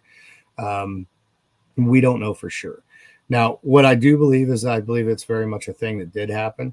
I think that they were certainly Welsh here. I think that there were lots of other people here. To think that people weren't circumnavigating at that time and crossing oceans is absolutely insane, as far as I'm concerned. I can't imagine any reason why we can't imagine them crossing an ocean, but we can look at all of the ancient sites and all the beautiful architecture that they built and all the inventions they came up with, and that's all fine. But crossing the sea, that's where we're drawing the line. Especially when we know there were peoples that were experts at selling. Yeah, the Welsh definitely were. And so where that story gets interesting, and the part that I've been working on fleshing this out for, if you have Ghosts, for some time, but I think that one of the mother cultures of modern humanity, modern Europeans anyways, is the Scythian culture. The Scythian culture, who had the first idea of this king sort of actually being there for his people, living amongst his people. They were excellent horse riders. They were excellent navigators, excellent at sailing. We now know that what we would call druids actually were descended from the Scythians. We can actually trace back their genetics along the actual path they took to get into the British Isles. The Welsh were the last of the true English after the invasions happened, and they were pushed to the far side of England, all the way up against that west coast, right? Things are getting bad. They need resources to be able to fight back against these Germanic invaders. They're out looking for resources. They're getting on ships. They're sailing around and looking for things. I have no doubt that they found America many times over. I'm not going to say discovered it. I think that's a goofy word anyways. I'm not sure who really discovered it or why that becomes an issue. But certainly they were aware of it. And I think they were using it as a resource center. And it just so happened that this one prince was probably going to go into the interior. He probably did disappear. He probably lost his ship. He probably lost his men with it. And if you look at that Scythian culture, this will give you a little fun Nephilim thing, or a little giant thing here. So the Scythians were obsessed with genetics, and some of the tales of dragon blood and fairy blood that are out there in this world when it comes to royals or the people who may or may not control this world to some degree, a lot of that descends from that Scythian culture. They very much were all about trying to sort of line breed humans that were much taller, much bigger, much more robust. They would literally make arranged marriages based upon how tall the children might be, what their hair color might be, what their eye color might be. You have multiple generations of that in Wales, and then you get on a ship, and now you have all this inbreeding happening here in the Ohio Valley. Be pretty easy to start seeing some heights that are pretty abnormal for that time period. Maybe 6'9", 6'10", 7 foot tall. Blonde hair, red hair, both closely related. Those are both from that steppe area, from that Scythian area. If you're trying to convince an archaeologist that there might be some truth in this, that's probably a good starting point. Now, whether that's where giants come from or not, entirely different story. But if you want to convince an archaeologist to actually look into it, you better have something logical to put in front of them. Yeah, that's really interesting, because I've read that there were some battles where the Romans fought Celts and Germanics that were unusually tall, and kind of the range you're talking about, 6'9", 6'10", 7'2", maybe an odd one that's like 7.5, and a rare one that's like 8-9 feet. But it's just when you hear it from multiple sources, it makes things much more credible. I always like that saying, like, if you can prove something 3 ways, you know that it's true, and that's 2 ways right there. And I'm sure we could find more. But Alan, do you feel that there is a plot to cover this stuff up? Like the Smithsonian gets a lot of flack. What do you think about the whole idea of the Smithsonian covering up the existence of these giants? Oh, the Smithsonian and the Chicago Field Museum, both, 1,000,000%. So here in Southern Indiana, right down the road from me, not 8 miles, was the William Borden Museum. William Borden was a state geologist at one point in time, and also an archaeologist. There were a number of other archaeologists that worked on these mounds in the local area, found giant bones, found advanced, for the time, technology, found weird coins, etc. And they donated a great deal of it. I mean, the William Borden Museum was world renowned for the things that it had, things that nobody else had on display anywhere else. I certainly think that those things are being covered up. That Scythian culture connection and the Welsh thing, it's all related in that cover up, in my opinion, as well. That Scythian culture and the bloodline of people who think that they are descended from fallen angels or Nephilim or Anunnaki or whatever word that you want to use historically, there's a relationship there, and there's a reason that history gets hidden. There's a reason it gets covered up. There's a reason it gets destroyed. It's because there is truth in there. You just have to dig for it, and you're on the right path, but maybe you're focusing on the wrong thing on that path. Never forget this: the Scythians, they fucked the Roman Empire up.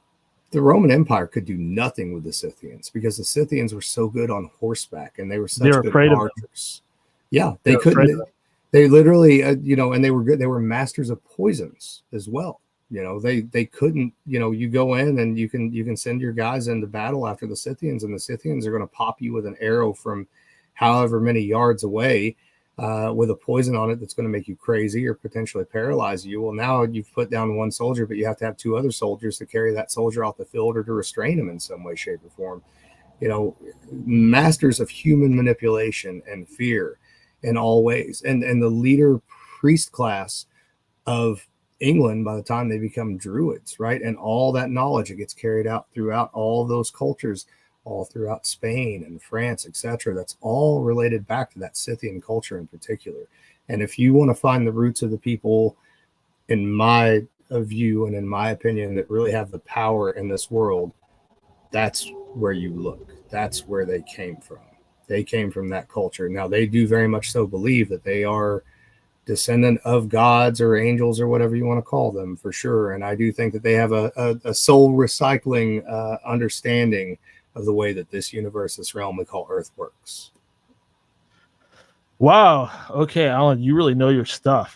That was one heck of a boy. Sometimes I learn more from just doing this show than I do actually reading or researching on my own. I absolutely love that. Let's go ahead and bring somebody up. Heeny, meeny, miny, Clint, are you there?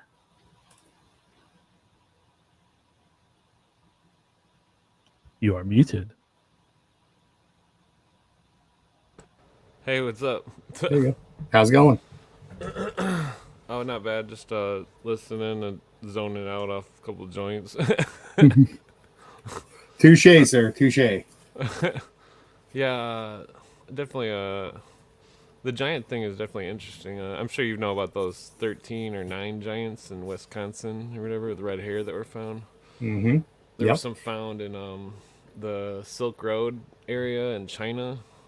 There was it seems like there was some kind of ancient culture that was definitely like 7 feet tall with red hair and that. Absolutely. Yes. Yeah. There. I should have mentioned too. I didn't mention this because it's been a minute since I've talked about giants, so it took me a minute to get my brain on that track. But the prismatic thing. There's an author here in Southern Indiana, still alive. I've been working with for a couple of years now. He sends me packages of information. He is the foremost expert on Matic as far as I know. His name is Dana Olson, and he's actually from Clarksville/Jeffersonville. But he's written 2 books about prismatic, both of which should still be available out there, I would say. But they're if you want to really get into the depths of the stuff here in the Ohio Valley, That's where you find it. The other thing I didn't mention a while ago, there was another culture here, and we don't have to get into this at the moment, but the other weird culture that we had in this area was what they used to call the Southern Death Cult. It's now they now call it the Southern Ceremonial Complex, but these were Mesoamerican tribes that were infiltrating into the deep south, up the Mississippi Valley and up the Ohio River Valley, and all the way down to human sacrifice in grottos and the whole underwater panther thing. All that stuff was happening right here in the Ohio Valley as well. So, yeah, that's what Michigan's named after, is that underwater panther. It's pretty interesting.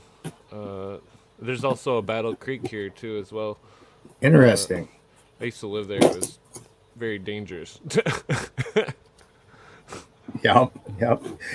Well, there's some of those places in Clarksville and Jeffersonville. They've gotten better over the years, but they used to be pretty. They used to be pretty sketchy, right? You want to meet a weird backyard Satanist? That's where you that's where you find them at, man. That's where you find them at. Weird stuff going on out there. Alan, you kind of laughed when Clint talked about smoking a joint. Are you into cannabis at all? Do you distill marijuana?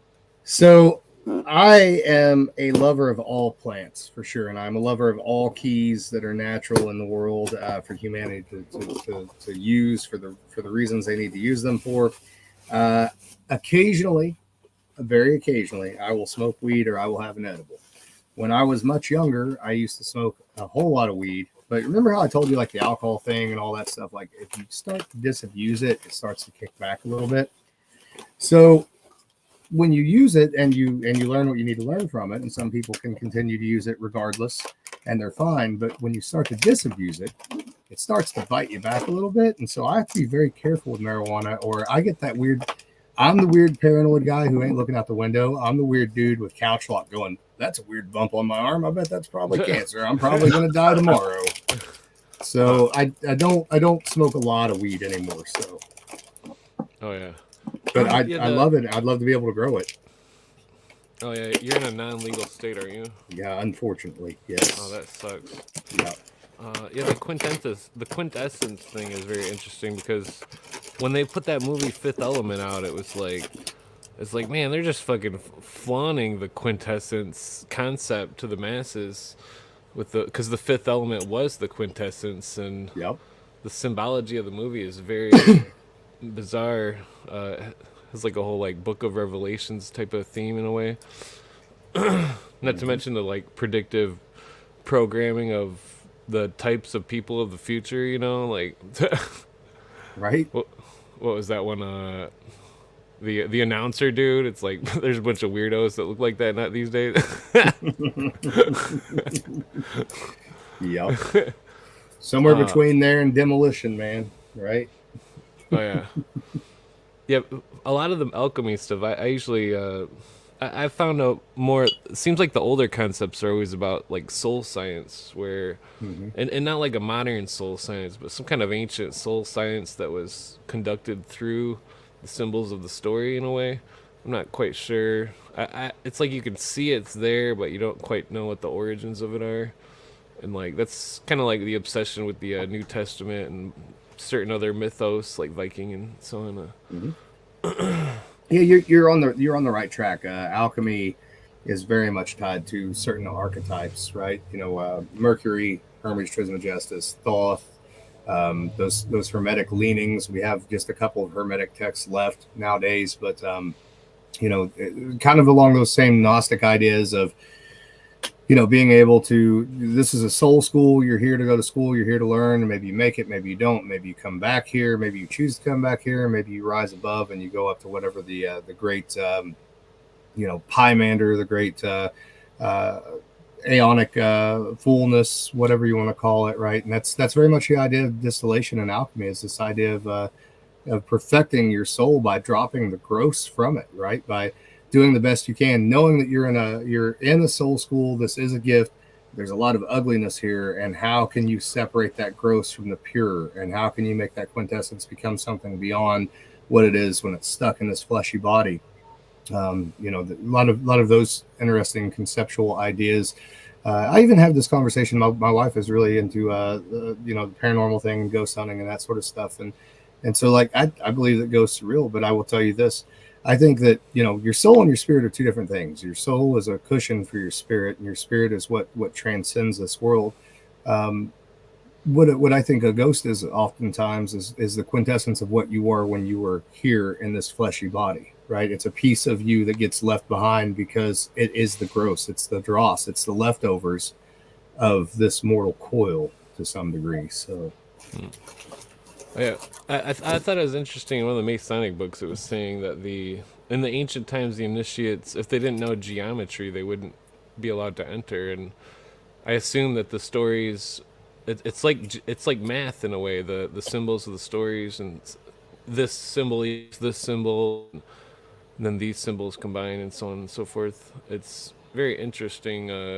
It seems like, from my understanding, it seems like Christianity seems to come from some sort of ancient form of alchemy with a green lion and other symbols that are I'm not sure if they're real or not. Like the green lion could be like a bronze lion, or I forget the other ones, the salamander. Yep. Yeah, salamander is a very real symbol, and the salamander is actually that was a symbol that was supposed to mean a retort, or you might refer to it in alcohol production as just a still, but the actual vessel in which you're undergoing the chemical change, right? So that could even be, your physical body to some degree. So it makes me think of also the brazen serpent in the desert. Mm-hmm. Yep, absolutely. They associate with the salamander because they would throw it in the fire, and the salamander would excrete some sort of white fluid to keep itself from burning, and they thought it was magical in a way. Mm-hmm. Well, and a lot of that alchemical stuff too, back in the day, people don't realize this, but the human body has the ability to. We hear a lot about these sort of things nowadays, with the quote unquote adrenochrome thing, whatever. But there are a lot of substances the human body can make for various different potential ceremonial uses, and that's not my bag of tricks, but that was something that was certainly going on, treating the human body as a distillation device to some degree. You good? Yeah. Okay. Have some water. Yes. Do you have nuts? We got them the other day. Yeah. Sorry about that, guys. You want sweet tea? Oh yeah. Yeah, it's definitely an interesting subject. I think it's definitely worth investigating for anyone who hasn't. Just even out of just mere curiosity. Well, what I love, one thing I love, I want to mention on here real quick. So I've always been a proponent of home distillation, right? And moonshining to some degree. But as of today, Texas judge overruled the 150 plus year ban on home distillation. Now the federal government has 14 days to respond to that, and they certainly will, and big industry certainly will. But even just the art of distillation, even if that's as far as you ever get with alchemy, you're not going to make tinctures, you're not going to make medicines, you're not going to make perfumes, you're just going to make alcohol for home consumption or for your friends, etc. A few weeks ago, I was lucky enough to get to go and participate in a program out in Pennsylvania at Stolen Wolf Distillery for veterans. And we laid down some whiskey out there that's going to go to veteran services, etc. We had 25 veterans out there, some of which were already into the art of distillation, and the other ones got very interested in the art of distillation because they're looking for a hobby. They're looking for something to be interested in, to put some time and effort into, and in a way to find something that can be like therapy for them, right? And that's not to encourage them to drink or cause them to have alcohol problems or anything like that. Certainly, I go through spells where I don't drink at all and I just focus on the production. But this can be a tool from a spiritual perspective, as I said, looking at the metaphor of that still as a symbol, and that process as a symbol of what's going on internally with you. So we're one step closer to being able to make this a legitimate home hobby for people. So, oh yeah, I was going to suggest if you haven't read the Fulcanelli book, Mystery of the Cathedral. Oh, you have? Mm-hmm. Oh, very nice. Yeah, Fulcanelli is one of those. I have an episode about halfway written for If You Have Ghosts, You Have Everything, but I've never been able to. It's another one of those that sort of gets pushed aside. I work on it a little here and there, and then I come back to it and work on it here and there and come back to it. And, are you familiar with that image in the front of the book with the crow and the distiller, and it's looking at it, and it's somehow a symbol according to the alchemists, and it's a very interesting book because it's like this washed up ascended master of the mystery schools is like hanging out by the cathedral in France, Chartres Cathedral, I believe it is, and that he tells this guy this whole story of this ancient tongue of the symbols of the cathedral, and everybody's unaware of it to this day. And Chartres Jin, but it's because I believe the door above the cathedral with Jesus and the four symbols, that symbol goes back to ancient times with the four cardinal points of the sky, where they were the stars that didn't move, or the constellations that didn't move, much like Polaris, and that the it's prevalent in the tarot card number 21, and that I think that even when I was reading the this Masonic Arcana from this British guy from like 1890 or something, it mentioned those four cardinal points, and it mentioned the top half of the solar map and the bottom half, and how those were two different entities, and then like Horus and Set, but then the two became joined, and then they became the god of the two horizons, and the symbol of it originally was an upside down triangle and then a right side up triangle, and then the two were combined and created the 6-pointed star. And that to this day the 6-pointed star is the prevalent symbol of one of the three major religions, and they don't even know what it's about. Well, and you're onto it there, man. Those who have eyes to see and those who have ears to hear, right? And the idea of that duality, those syzygies. Everything has an equal and opposite. The basic obvious stuff, as above, so below, as within, as without. Yeah, Jin says fire and water. That's exactly what it was. Is the North Pole was Jachin and the South Pole was Boaz, the two pillars of Solomon's temple, and the Solomon's temple strength was the and beauty. Universe. Yep. Yeah, and then the strength is attributed to tarot card number 7. I forget what beauty is. But the whole system is so complex, and you can go to like any culture, and if you have knowledge of the system, like how Jin is specifically knowledgeable in the Asian system, it correlates to all the systems around the world of this same alchemical thing. That it's not called alchemy all around the world, but it's really strange, where it's like the Masons would say that they thought there was an ancient religion that divided itself into 14 pieces, which was the symbol of Osiris being cut into 14 pieces, and they thought that the remnants of these 14 religions around the world, they were trying to bring them back together as one, and to find the ancient source of wisdom, and that that's what real Masonry is, not this whole like Crowley wanting people to think they're gods and stuff. Yep, 1,000,000%. Daniel, you got an awesome audience here, man. I rarely get to like ramble on and like other people actually know what the hell I'm saying in these sort of situations. So this is great between everybody who's been on here. And then Jen over here says synthesis is always the sun. The sun, same thing you're talking about here. Rex, 1 and 1 is not 2, it's 3. Man and woman equals child, right? The equal and the opposites combine, and they become something greater. Thanks, Clint. Before I bring on the next person, I'm just going to touch on some of these questions from the chat. This is one from Jonah. Let's see if I can. Going off the Scythian comment, have you made any connections to the Scythians and Kronos based on the Sith?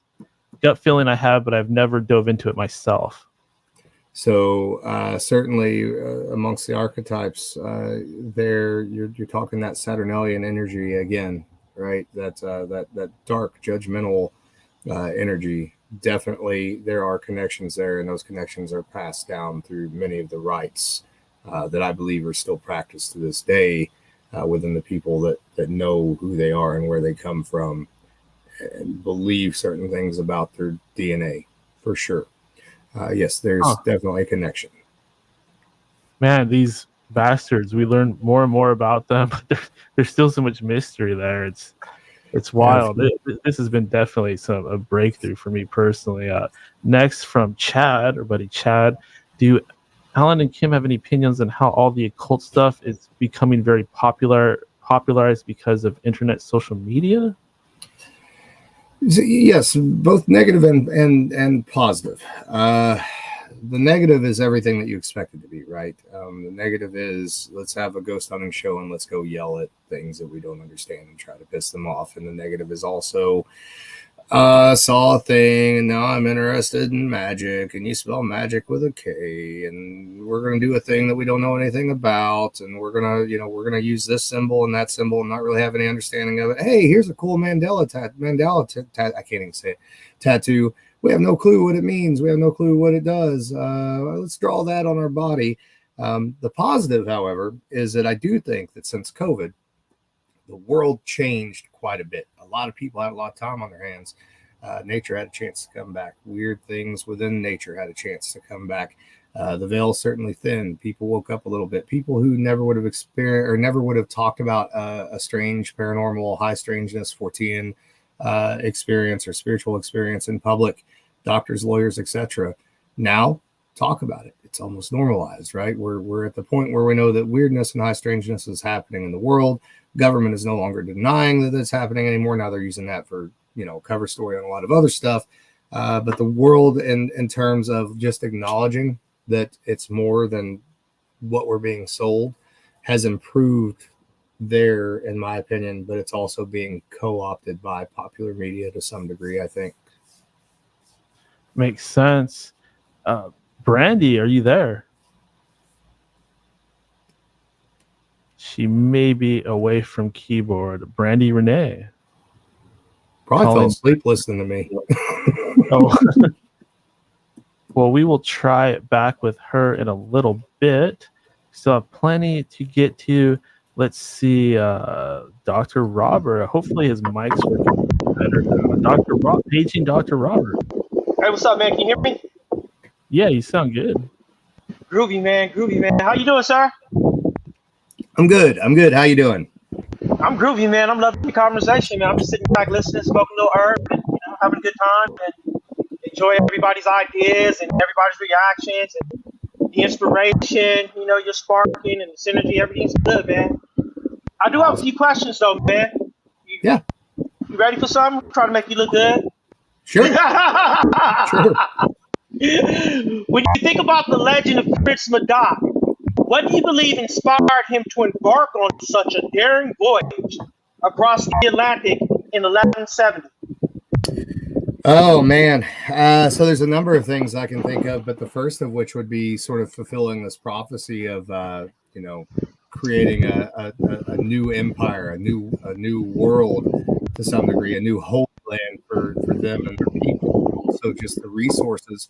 They've been pushed to the far western edge of England at that time. They need resources. They need somewhere to go if that falls. They got to get out of there. They got nowhere else to go. They've been chased to that point, right? I think that being scared has been the motivation for a lot of things in human history. And I think that, you don't tell your people that you're scared. You tell them that you have ambition.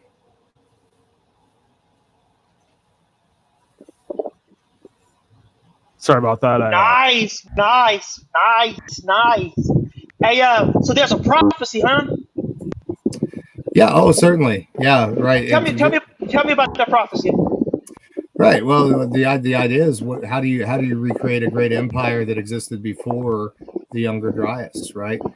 You have all the knowledge. You have all this sacred knowledge that you're not sharing with anybody from the outside. You're a priest class. You've integrated yourself in certain ways, but you can't be too extreme and out front until you actually have a place that you can rule yourself, or maybe a place that you already had civilization in the past that you're just returning to try to rebuild a great Atlantean style empire, right? Or to build a great city. That inspired by those beings that you consider to be your forefathers. And for those in the chat, he was talking about the voyage of Prince Madoc. So it was kind of like a secret mission, like a secret spiritual mission. Yeah, I don't even think so much secret. You just gotta have the manpower to make it happen, right? So No, but you said like their intentions were secret, right? You still trying to Yes. like recreate this. Yeah, Yes. that's what I meant by that. Yeah, very much so. Very much so, right? Okay, I got a few more other questions if you don't can't, mind. yeah, you can't just come out and tell people, you know, I mean, you can, but it's not going to go well generally. It didn't work out well for many of the kings out there. But, you know, if you come out and you say, nope, there are only a certain class of people who have the divine right to rule, right? And Egypt was all about that. It worked out okay for them for a while. And you know, they certainly tried to do that with certain other kings throughout Europe. But at some point, you have to be a little more stealthy in what you're trying to do, I think. Yeah, you want to be careful too, because you don't want to like set people's expectations and then disappoint them. Because that's how you get killed. You know, I know if you remember that episode of the Vikings, you know, where you have like Loki, he gets sort of like certain conditions. I don't know if it was Iceland or Greenland, whichever little island he found and discovered, right? But he almost had a goddamn mutiny, man. You know what I mean? Because they get there, right? And, you know, from their perspective, you know, like the island they're on, it's almost uninhabitable, right? Mm-hmm. So now, what he was able to convince and persuade these producers some grand vision from the gods turns out to appear like a nightmare. And maybe he was deceived, or maybe something else was guiding him, or maybe he was insane. So it's very important not to set people's expectations. I agree with you. I got another question for you, though. Considering the historical period in which Prince Madonna supposedly sailed, what might have been the significant challenges and motivations for explorers during that time? And how does the legend of Madoc exploration tales, such as those of the Vikings or Saint Brendan the Navigator? But what was the second half of that question? I'm sorry.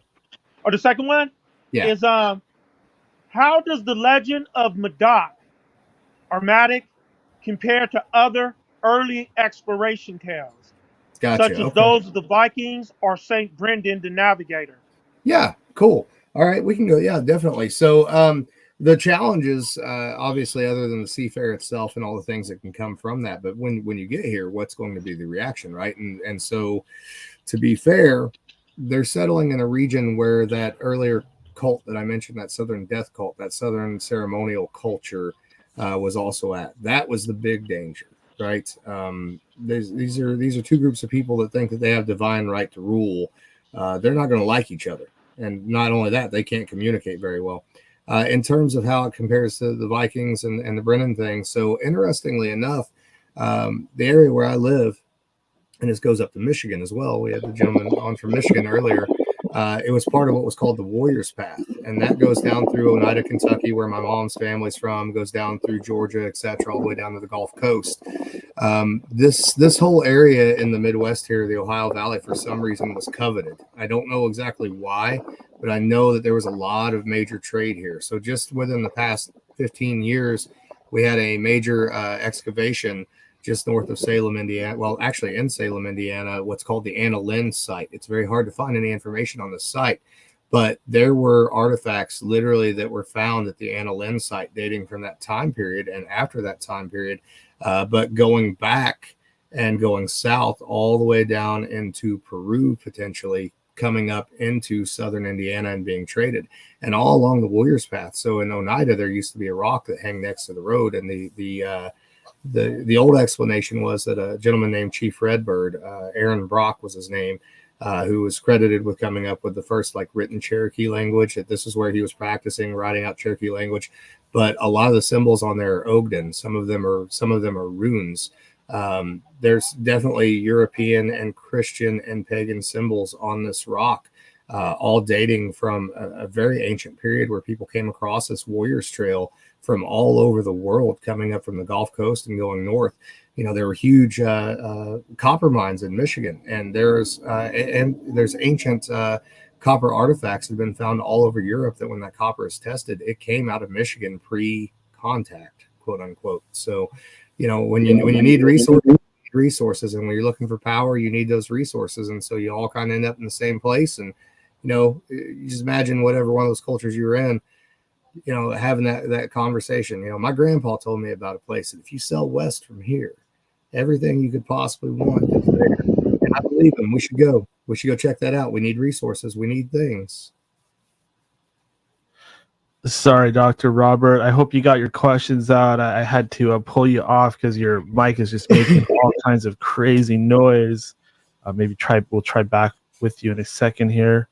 Let's go ahead and talk to Todd. What's up, Todd? Wow. Hey, how are you, Alan? I'm good. How are you? Boy, I am so good. This is a fantastic show. Thank you for coming on here and expanding people's minds and giving us lots to think about. Absolutely. Glad to do it. Plus, I love alcohol. So when you get that subject going, I'm like, oh, yeah, let's talk about alcohol and spirits because I'm imbibing right now. I got Budweiser going. Nice. My favorite. Hell yeah. But man, you brought up so much stuff. So I'm just going to go back to where I started making a few notes here. Gold, the idea of the philosopher's stone, lead into gold. Back in high school, did anybody have a class where they poured a lead bar into a mold and brought it out, and it looks like a freaking little mini gold bar, and if you spray paint it with gold, it looks like an actual gold bar? Anybody do that in high school? I didn't get to do that one in high school, but that would have been a fun one for sure. Oh, it's so cool. And then you had this little gold bar, and it had gold stamped on it because you pulled it in a mold, poured it in a mold with lead, and then painted it like you were talking about. Right. Isn't it funny how lead and gold are the same weight, same kind of molecular structure to a degree? One molecule off, and that was the practical alchemist. That was their theory, was that lead was just gold that hadn't ripened yet. Exactly. But the gods themselves, if you look back into all this literature, they wanted gold. Mm-hmm. Gold, like in Austin Powers. Gold member. Yep, they sure did. Well, you mentioned character. Mentioned. Oh, go ahead. Go ahead. Oh, I was just going to say, we're talking about transforming lead into gold, and you spurred something in my head because you mentioned philosopher's stone, and also, there are plant stones and things like that. Fulcanelli came up earlier. Another one, I did an episode on the Count of Saint Germain. I've got another episode I'm working on the Count of Saint Germain. I don't know why I'm a little obsessed with the Count of Saint Germain, but do you have a podcast? I do. Yes. If you have ghosts, you have everything, is what it's called. What's it called? If you have ghosts, you have everything. Well, I'm going to subscribe to that immediately after the show, and you'll have a new subscriber listen to you. You've been a fantastic guest. Sorry to interrupt. Go on. Oh, you're good. I was just rambling, but yeah, I just got thinking about that. You're talking about Count Saint Germain. Count Saint Germain.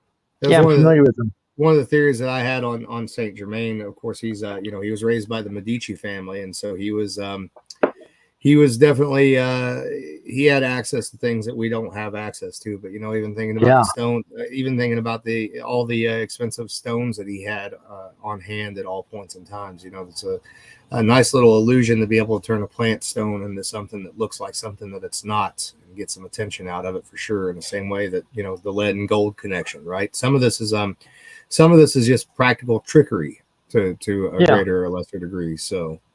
Well, I've told Daniel for years that one of the things I know how to do is use alcohol and other substances to induce a trance state, which I can just subscribe or inscribe or, be in a certain state of mind. So alcohol is very powerful. I mean, as far as its abilities for magicians. But on that, to gold to lead, the gods wanted gold. They didn't want lead. The stories don't say gods wanted lead. Stories say they wanted gold and lots of it. Like Montezuma, the story of Montezuma or El Dorado's, Yeah, I think the main theories there are two things. Either they're using it for their computers and their technology, like there's a lot of gold in our computers and stuff like that nowadays, or they were actually ingesting it and somehow it was doing something with blood. People tell me nowadays you can take monatomic gold. Yes. Yeah. Well, not only that, but gold being the heaviest element, if these beings, these godlike beings, are of another type of substance. Maybe their molecular structure is different than ours. Maybe they want gold so they can manifest or be able to sit on top of it or walk on it. Because other substances, they would be too electrical conductor. Well, maybe it's the hardest thing for them to pass through. They can be everywhere, except gold is something they have a harder time getting through. They're slower to get through it. So it can hold them up, too. It can hold them in place. With some other substance, they would sink down or, they can pass through it. Gold, they could sit on it. They wanted their thrones made of gold. Why? So that they could sit on it. Maybe they couldn't sit on something made out of wood or something. They would fall through it or something. I mean, just something to think about. Could be something with them being able to manifest themselves into the physical plane as well, right? Exactly. A room made of gold they could be contained in. It could something they could get into. A couple other points you made that I want to talk about on the pyramid. They say that the pyramid of Giza, the capstone was made out of copper. That's what they claim. Copper probably, or maybe it's gold, copper. I think they said it was copper originally, but who knows? How can they say they know this? But copper would shine like gold in the sun. Copper would make quite the spectacle. If you're looking at it from miles away, it would be a glimmering, godlike effect coming out of the desert. Probably sends light, going in different directions. I could see that. They just rebuilt one of the courthouses in the county over that I drive by every day to get to my distillery. They just rebuilt the cupola on that, and it's all made out of copper, and you can see that thing from 2 or 3 miles away. All capitals, all capitals almost have copper domes. Yep. Our state capital has something similar to it. Egypt as well. Wasn't the pyramid cap made out of gold or limestone or something like that? Mm-hmm. Yeah, all electricity too is copper wires. They use copper now; it's cheaper. I need to break out on that new copper cupola over there. I've got a set of the actual Distilling goggles from Museum of Tarot. I'm going to have to break those out at some point and see what that new copper cupola looks like with the Distilling goggles. So, well, I'm interested in that. And then a couple other topics you mentioned.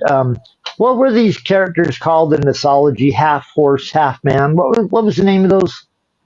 Oh, like a centaur sort of thing? A centaur. Yeah. Like a half horse, half man.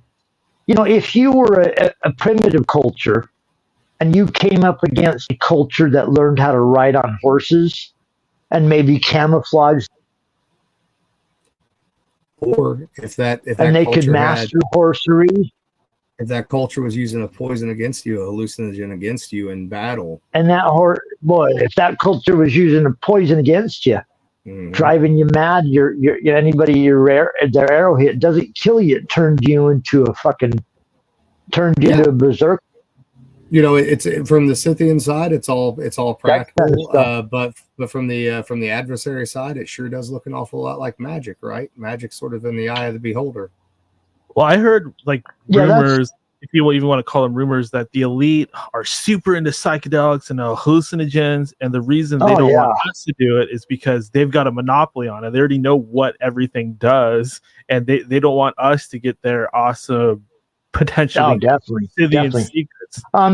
All this stuff that they're, now you notice in the news nowadays, microdosing's real popular. Hey, have you heard about the benefits of doing just a little bit of mushrooms every day? Hey, have you heard about ketamine, these treatments?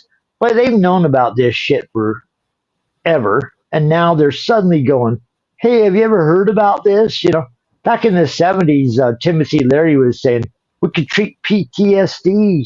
He didn't call it PTSD in the 70s. We could treat soldiers and people with trauma with LSD, but the government would never have it, He was saying we could have centers where you could open up where people could come and get dosed under the right settings and it could cure their trauma, is what he was trying to describe, but they would never allow that. Now they're suddenly saying, hey, have you ever heard about a small amount of mushrooms could really make you feel good, maybe treat some of your trauma? These guys. That's because whoever runs the world knows what these substances do. They got them cataloged like you're distilling and you're writing down the phases of the moon. These guys got every substance cataloged. If they're opening up anything, it's for some advantage of their own. So that's my own thoughts on the subject. They absolutely do, and the other part of that is they know so much more about it than what we do. I mean, look at how little of the ancient pharmacopoeia really still exists. I mean, these guys know the good stuff, right? There's this whole Herculaneum library that's getting ready to be translated, and if that can get to the public and be translated before that gets under control. More and more we're hearing nowadays. You know, ancient manuscripts. Like, anybody heard of the Dead Sea Scrolls? Mm-hmm. Of course, they've been sitting over in fucking a museum because they can't let people see them. The outside world can't go in and just see what the Dead Sea Scrolls say. They're under lock and key, and experts have been translating them for fucking since they found them. They're not allowed. You just can't go walk in and see what the Dead Sea Scrolls say. And the same thing that they're doing with a number of other types of stuff they've found. You know, well, ancient. Isn't it crazy too that so much more of it leaks into the public nowadays, into the public sphere? Like, and things that 10, 15, 20 years ago you've been like, or somebody even would have told you, oh, that's absolutely crazy. Like a doctor would, 15, 20 years ago, never even heard about it. Never would have said anything to you about, let's transfuse some young person's blood into you because it's going to make you feel a whole lot better than you do now. Totally. Or let's use a snake venom as part of our thing to help you. Yeah. Get something we want in you. That's an ancient technology now that we're learning. Wow, the ancients were using snake venom. Sheesh, they knew about it. I'm sure some of you guys here are probably listen to Dr. Amon Hillman as well. He's going around. He's going through the circuit. That's why it's always coming up now. The discussion of what he's talking about. Whoa. Well, there's if you want to touch on some of those other things at some point in time, there's distilling and brewing has a lot of that too. So there's an old school book. Well, not old school. It was written in the 90s. It's called Sacred and Hallucinogenic Beers, I think. Sacred something in beers. But it's all about, hallucinogenic alcohols and using some of those various components such as mushrooms, etc.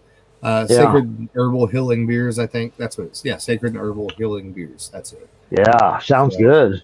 I'm interested in that. The Immortality Key is another great one. I mean, obviously that did the circuit there for a while, but that's a phenomenal book. So. Yeah, one thing I'm really enjoying about this conversation is like most of the time when we talk about alcohol, it's always negative. Oh, you get drunk, your wife, bad for you. But this is like a real positive way of looking at it. It's making you see it differently. Making Daniel want to have a drink. Exactly. I used to try to get Todd to quit drinking so much, but now I guess I want him to drink more. Well, Alan, can you send Daniel like a bottle of your best apple brandy? I'm sure I could. Well, if you make one with End of Days Radio on the label, we could advertise the show and I'll head down to Indiana. End of Days Radio, brandy. I think that's part of the problem with the world now, though. I think that's a part of the problem with Western civilization. We blame the substance. We don't blame the person. We don't blame their mindset. There you go. Make any sense? Their upbringing, their influences, their environment. It's a way of not accepting responsibility, is what it is. That's what we're trained to do in the West, is to not accept responsibility for who and what we are. Right? I just said earlier, I don't really do the marijuana thing because I get paranoid as shit. Now when I actually take a gummy and I get paranoid as shit, I don't wake up the next morning and go, you know what? I think I want to run for office and I want to fucking re-legalize marijuana. There you go. Well, I can't do edibles. Have you ever made pomegranate wine? That's really good. I love edibles. Everybody get an edible, except for children. No, I've never done pomegranate, but that did sound good. I made some pomegranate wine once. It was super awesome, but kind of expensive. I always wanted to make some fucking brandy wine or some apple brandy wine or something. Sounds so good. Yeah, I think the winery that's connected to my new distillery, I'm pretty sure they do a pomegranate. I'm almost positive. So. Yeah, everybody always forgets about the Drunken Master, the Jackie Chan first movie. And There was one more thing I wanted to say before I get off with you, Alan. Was like the guys on the horse. The mythology of the guy on the horse. Mhm. That could have just been a more primitive people that didn't know how to ride the horse coming up against a culture that was masters at it. Yeah. They could have seen him on the horizon. It looks like one thing, like a being, a guy on a horse. If you didn't know how to ride one, you might call that a freaking magical being or whatever. No, you're absolutely right. You're absolutely right. The silhouette coming over the hill might look like one creature if you've never seen anybody riding a horse. Another key thing here that I just thought of that I should probably mention to you guys, and you guys probably already know this, but I presume that you guys know. Let me just say this: with all the things that are happening in Turkey, excavation wise, we would be on the verge or the precipice of learning a lot more about this particular culture that we've kind of talked about here often on the night. I presume that you guys know that Göbekli Tepe is now off limits to archaeology. They were talking about that on Daniel's last show. Yeah.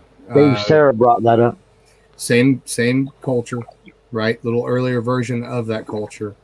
You can guarantee when you're onto something when they start covering that stuff up. So yeah, absolutely. The historical cover up is the more you learn, the more apparent it is, and it's really a shame because entire peoples are having their cultures completely erased. Things that they might take pride in are being completely erased, and that's just the greatest shame to the human race.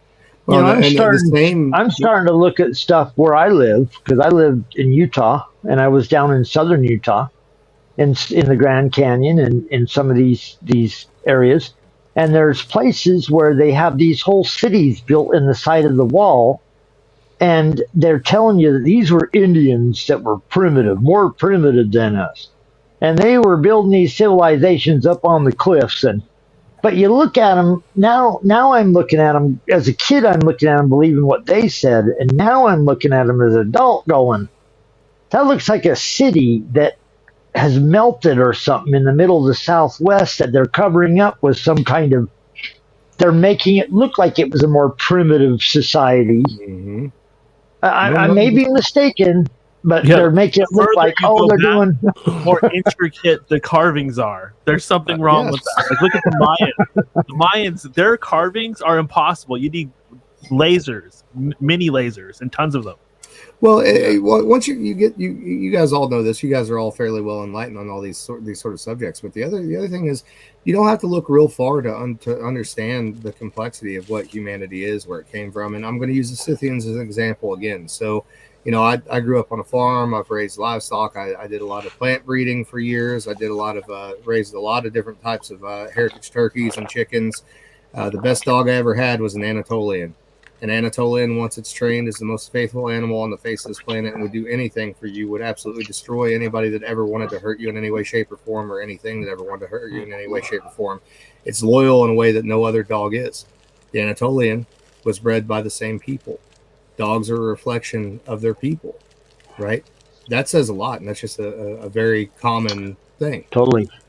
So, I was gonna say on what Todd was saying, the Anasazi, the archaeologists are burying the Anasazi, and I believe there is a connection between the word Anasazi and Anunnaki, and that I think they have some sort of etymological same origin, basically.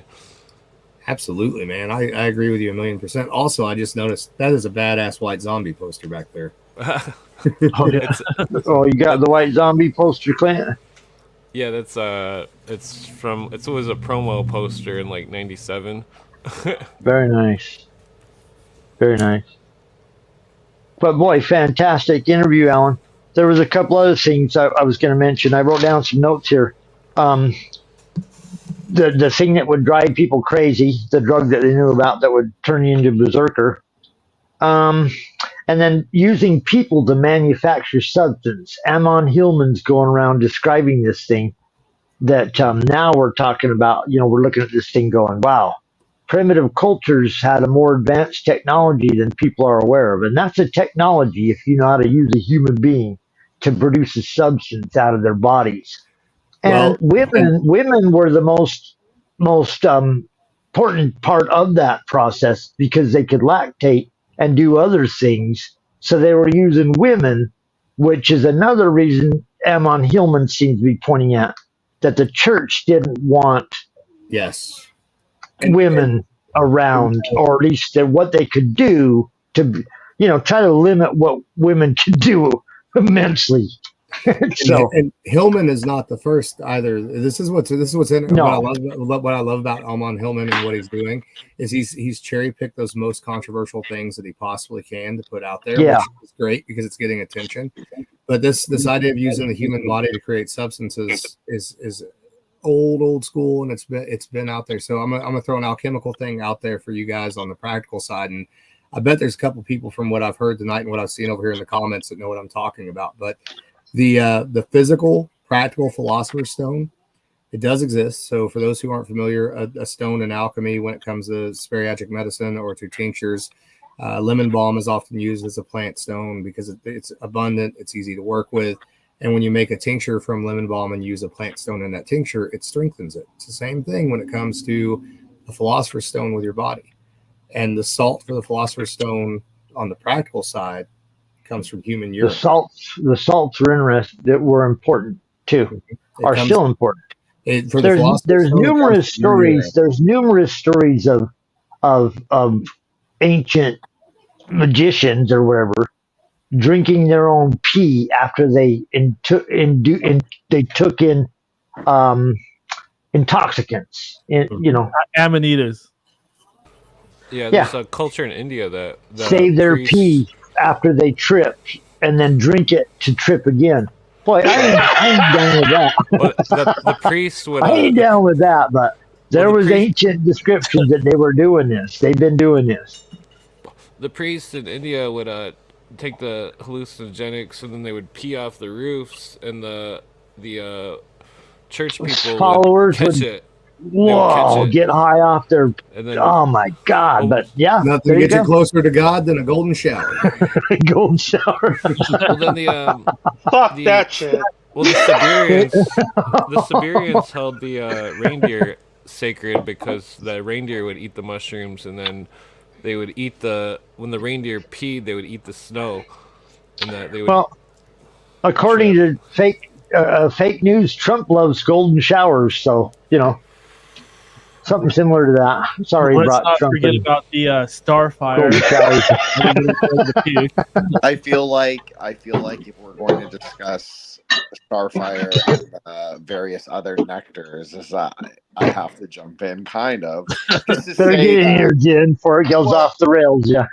Well, no, I mean, these are all tantric ideas, right? Like even the idea of urine, like the calcine urine, that's very common. Like that's in the Shennong's herbal. That's like a 3,000-year-old herbal book, or 2,000 at least. But they say it's 3,000. So yeah, calcined human urine is used in Chinese medicine, very common. Obviously Starfire, that comes from the Dakini and the Yogini tantras, and it's not just menstrual blood. There's 5 nectars and there's 5 all bodily fluids. Wow. Especially if they were using women who could lactate stuff they were trying to produce too. That's another thing in the ancient records that they're trying to cover up or whatever, that we're learning today, that they were using women lactating to produce things they wanted to substances. Wow. There's another interesting thing that goes on out there where they say if you go to the land of the Fae, if you eat the food there, you cannot leave. Huh. Yeah, that's the in the mythology. So, no, it's not. That's Greek mythology. That's Greek mythology too.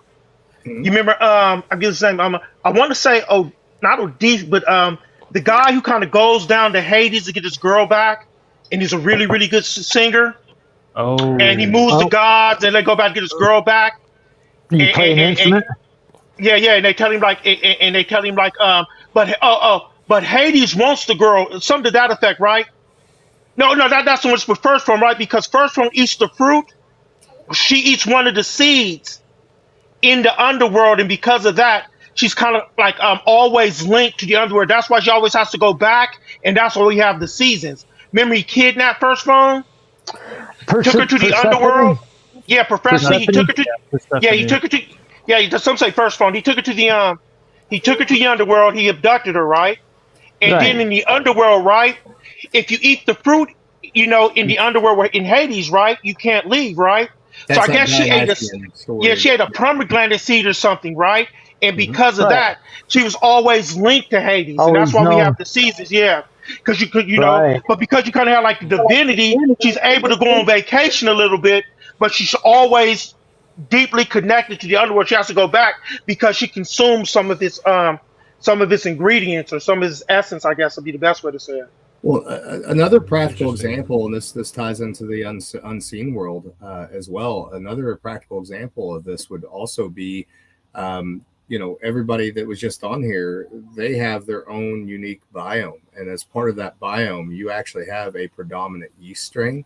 Now, that yeast strain may or may not be alcohol tolerant. You'll make some alcohol, but some of them are incredibly alcohol tolerant. They'll go up to 7 or 8%. So there have been people use, you know, beard hair for, you know, get yeast starter and stuff like that. But you can certainly use your own human biome to make a mind altering substance called alcohol. So it's a thing that's been done many times.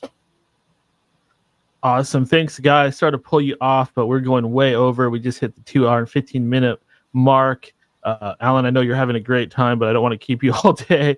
So let's kind of wrap things up. I just wanted to go ahead and open up things one more time for you to hop up on the soapbox, step behind the podium, and just say whatever you'd like to say to my audience out there. And please follow that up with anything and everything you'd like to plug and promote, including social media, email, ways to contact you, and stuff like that. Go ahead. Yeah, man. So, you know, without sounding too trite, just remember that every day of life is an absolute gift. You're here to learn something. Maybe you come back, maybe you ascend one way or the other. You know, everybody's on their own journey. And right now we're going through a period in time where the veil never came back up. The veil is thinner than it's ever been. And everybody's having a lot of experiences, and everybody has their own unique worldview on that. And don't forget that. That's what my podcast, If You Have Ghosts, You Have Everything, is all about. It's a platform for people to tell their stories about their spirituality, religion, Fortean, high strangeness, etc. Right?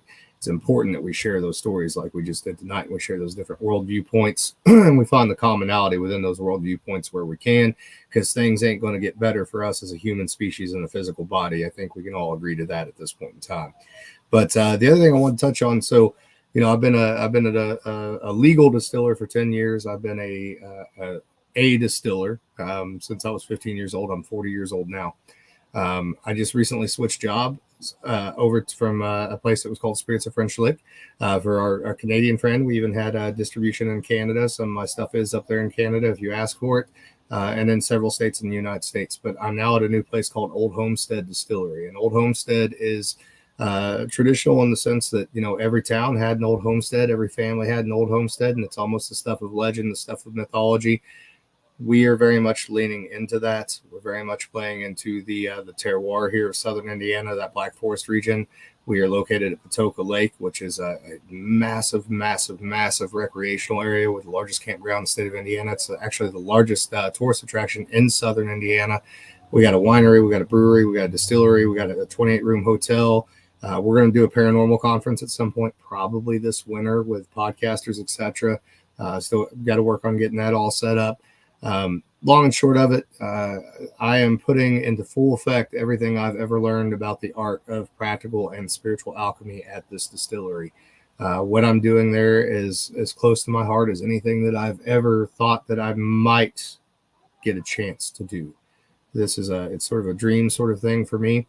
I literally this past week just finished up distilling a batch of peach brandy here in the capital of what used to be apple brandy production.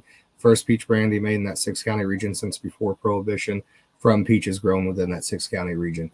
You know, be on the lookout for Old Homestead. If you're looking for a place to go hang out, you know, have a drink or two, maybe get out on a boat if you want to, go swimming, whatever you want to do. It's not just alcohol. There's all kinds of family stuff around.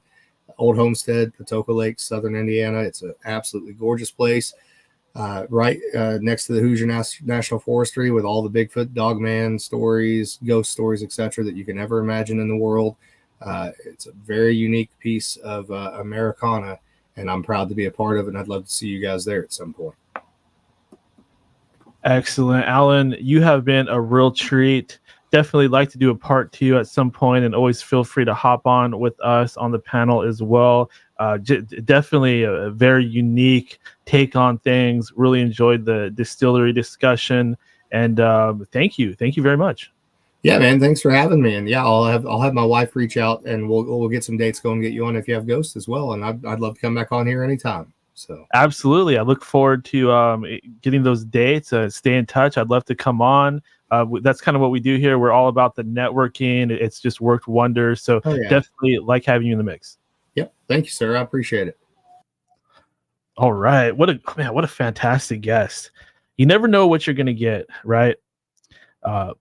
Podcasting's like a box of chocolates. You never know what you're going to get, but you can be sure it's going to be delicious. And special shout out to my good buddy, General Lee from Subconscious Realms, who helped put me in touch with Alan. I heard him on his show. I like to listen sometimes when I'm at work, and I just said, my God, I have to have him on. A fantastic discussion. We're going to go ahead and head into our break. There's quite a bit of stuff to talk about once we come back. There's always stuff going on in the world, and we got to talk about Joe Biden. We have to. I mean, it's just all over the place. We're going to bring on Dr. Robert. Let's see how he's sounding. Dr. Robert. What's up, man? We good? I think so. It might not be, might be a little choppy, but the important thing is to get the content out there. So let's do it. Yeah, I turned the fan off and shit, so I think we might be good a little bit. Can you hear me good? Yeah, you sound fine, man. That must be the fan from hell. It was completely There's just a lot of fans. I'm like in a circle and I'm real close, so it's probably that wind and shit blowing in the spot. Because the mic is picking up on everything probably. Probably pick up on dust falling and shit. What's the temperature down in Cali right now? Hot as fucking humid, and I can't fucking stand it, and I'm going crazy out of my motherfucking mind, and it's like, seriously, dude, I can't stand this fucking shit. I'm sorry to hear that, Dr. Robert. I'm sorry to hear that. Yeah. You know what it reminds me of? It reminds me of the summer we had the Night Stalker, where everybody was locking their windows and shit. It was the hottest motherfucking summer in the motherfucking world. Motherfucker. Oh my, yeah, it's been unusually hot around here. Oh man, it's crazy. Yeah, so the way I'm feeling right now, better not a motherfucker tell me climate change isn't real, motherfuckers. I feel it. There's something going on. There's something going on. It should not be this hot. Let's go ahead and hit that music, and we will journey down the rabbit hole with the enigmatic Dr. Robert. Go.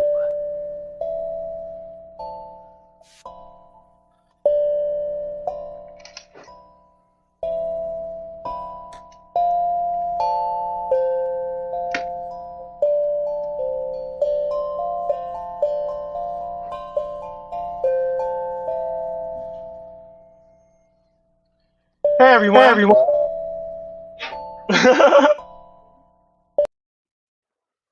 Hey everyone. Sorry. It's Dr. Robert.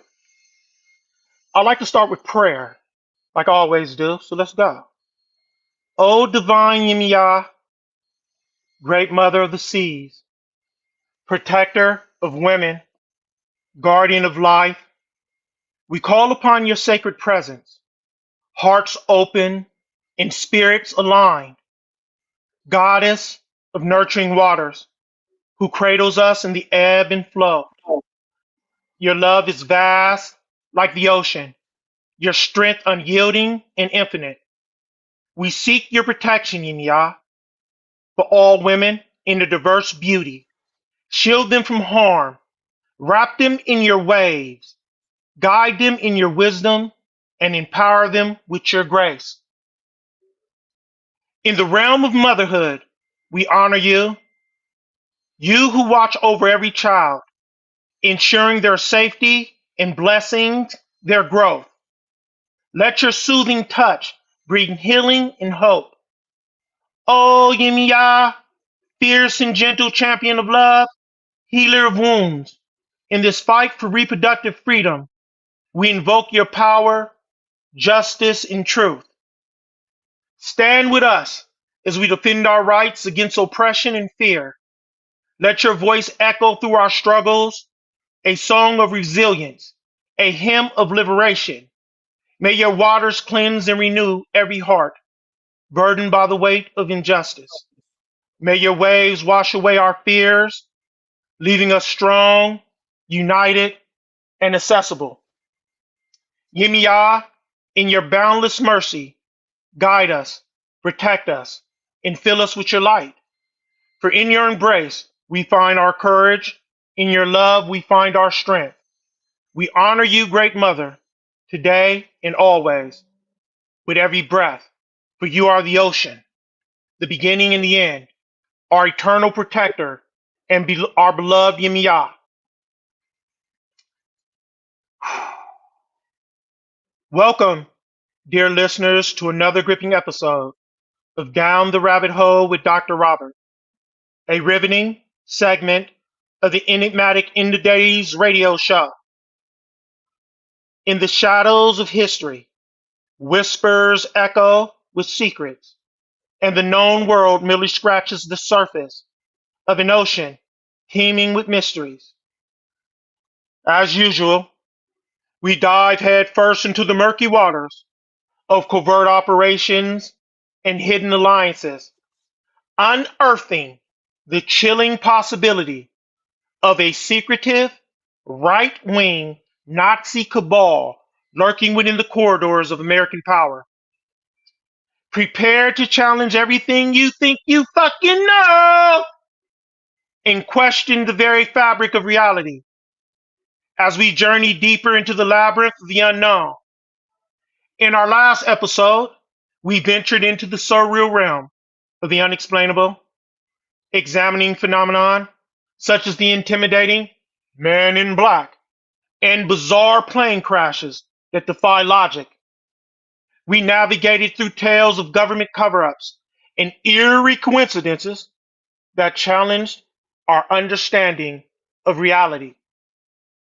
Today, ladies and gentlemen, we delve into the shadowy corridors of post-war history and the birth of the United States intelligence apparatus. We explore the creation of the CIA amidst the intrigue of the Roswell crash, the mysterious Project Bluebird, and the bizarre confessions of Cardinal Mindzinti. This episode examines the labyrinthine connections between covert operations, psychological warfare, and symbolic quests hidden in plain sight. We follow the pursuit of two children, Til and Metil, on their journey to find the Bluebird of happiness, a tale steeped in esoteric symbolism and profound psychological undertones. We will investigate how the intense horror historical events of the late 1940s and early 1950s shaped the very world we live in today and reveal the hidden truths that lie beneath the surface of our reality. As we uncover the parallels between Madalik's enchanting tale and the dark undercurrents of psychological manipulation and mind control, we invite you to ponder the profound implications of these connections. So let your curiosity guide you, dear listeners, as we venture further down the fucking rabbit hole, where reality blurs and the extraordinary awaits. Ready to see the world through a different lens, where the impossible becomes possible and hidden truths come to light.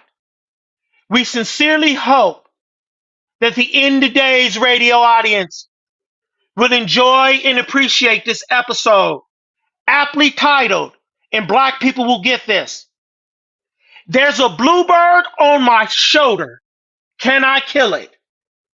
The quest for the Bluebird, secrets of the mind and shadows of history. It was Christmas Eve.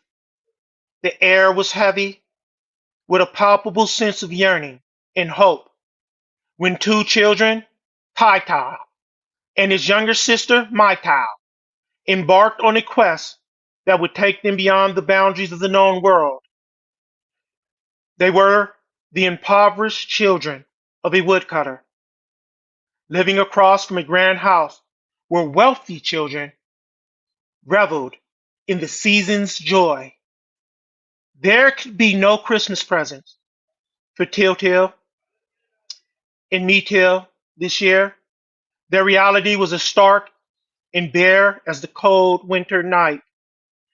As they drifted into a restless sleep, the lamp in their humble home extinguished, and a strange light began to penetrate their tiny dwelling. It was a scene reminiscent of those depicted in tales of UFO landings, an otherworldly glow that brought a sense of eerie anticipation. Suddenly, the lamp flickered back to life, and the children awoke to a mysterious presence at their door. The older woman who stood there introduced herself as the fairy Berluni, her appearance as enigmatic as her request. Do you have the gas that sings? Or the blue bird? She inquired. Berlunier's daughter was gravely ill, and only the elusive bluebird of happiness could restore her health. Driven by a deep desire to help, the children agreed to embark on this dangerous quest that would take them on to the edges of their imaginations and beyond. Their journey began with the gift of magic, hat, for Taital adorned with a diamond that could reveal the soul of things when pressed. This soul of things was not just a philosophical concept, ladies and gentlemen, but a tangible representation of the interconnectedness of life. Turning it to the right, he could see the past, to the left, the future. As long as he wore it, the hat remained invisible. This hat symbolized hidden knowledge and was reminiscent of the third eye in Eastern mysticism, a gateway to secret information and occult powers. Their path led them through the lane of memory, the palace of the night, a graveyard, and an enchanted forest where they met their deceased grandparents. Ha ha ha ha ha. These grandparents who had passed away when Tai Tao and Mai Tao were very young played a significant role in their lives. The search for the blue bird of happiness was more than a mere treasure hunt. It was a journey through the hidden realms of existence, a necromantic odyssey that few could comprehend. Upon returning home on Christmas morning, Tai Tao and Mai Tao discovered that the blue bird of happiness had been within their reach. The tale, embraced by many for its uplifting moral, carried deeper, esoteric elements that hinted at ancient practices of necromancy and pursuit of hidden truths. According to medieval occult texts, the children, pure and untainted, were the ideal seekers, a notion left unspoken, yet profoundly felt. Their innocence and purity, untouched by the complexities of the adult world, were the keys to their success. The land of memory, their first trial, was an enigmatic place, enshrouded in mist and darkness. Here, they reunited with their long deceased grandparents, who spoke of times past and hinted at more profound truths. The Palace of Night was even more foreboding, with Night herself depicted as a dark angel, her beauty a secret silence. This eerie juxtaposition of light and dark, of innocence and hidden knowledge, mirrored the complexities of the human mind. and the secret quest that had occupied scholars and mystics for centuries.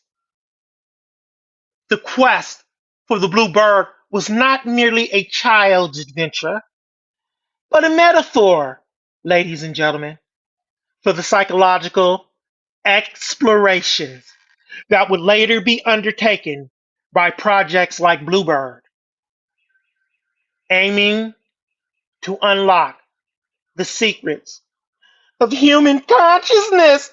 Ah!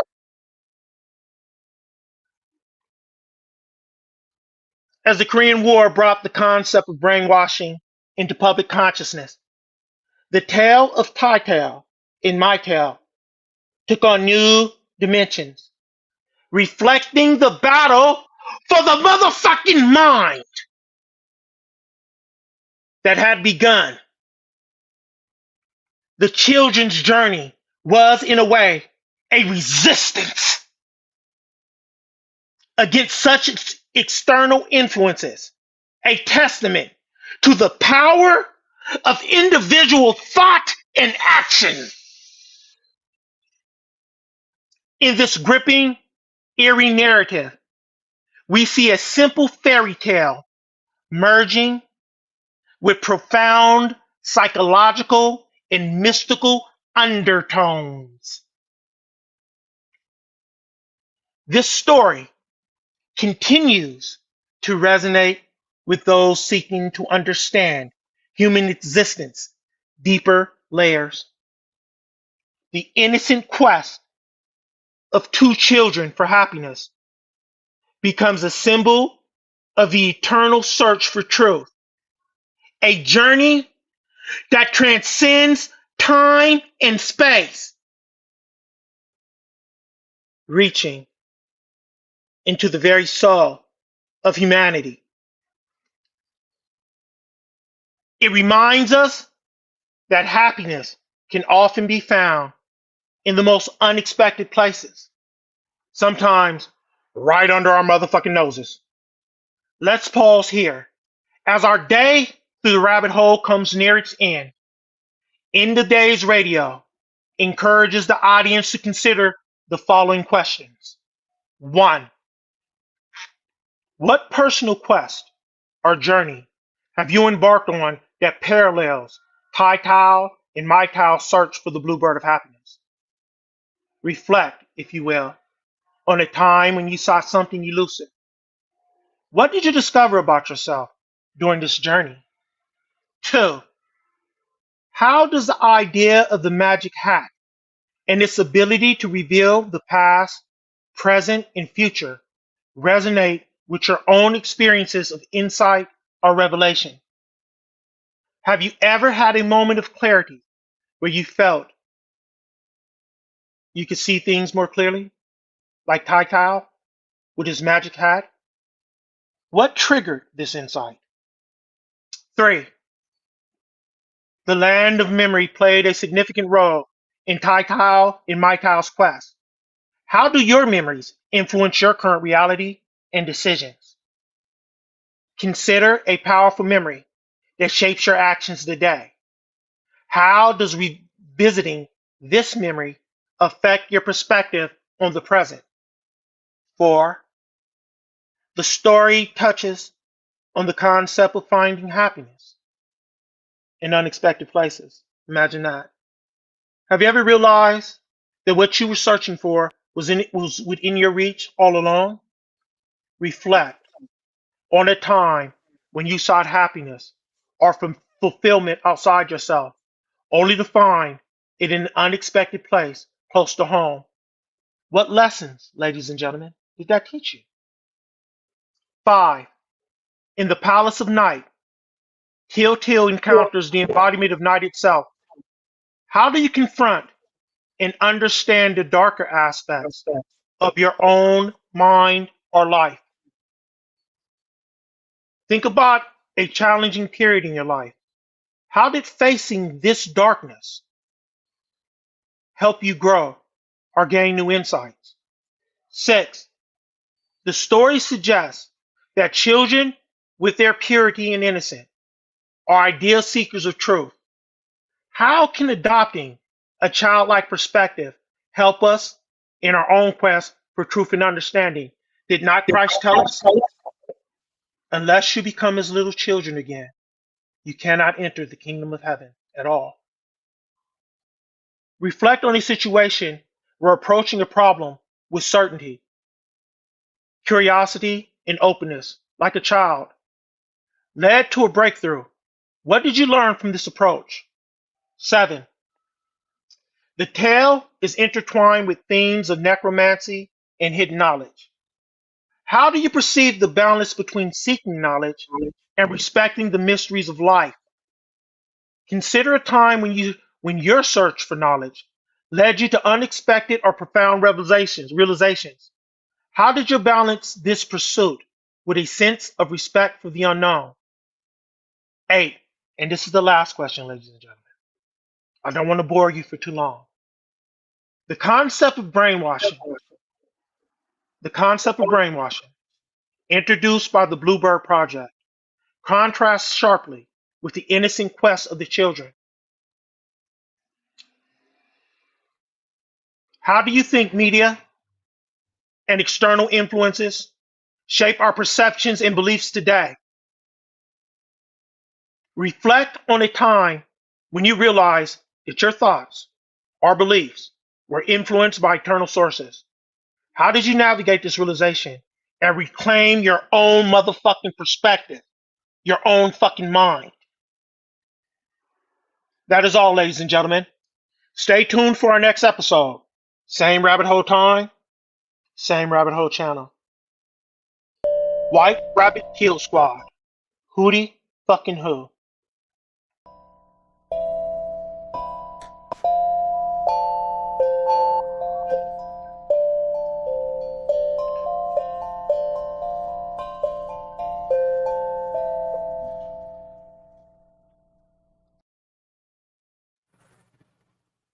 Welcome back to End of Days Radio. Welcome back. Welcome me back.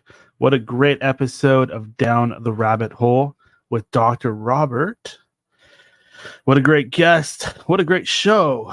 Here we are back again, ready to dive into today's current events with special take from the Court of Owls, the End of Days Radio crew themselves. We're going to talk about Joe Biden a lot today. He seems to be Mr. Popular lately.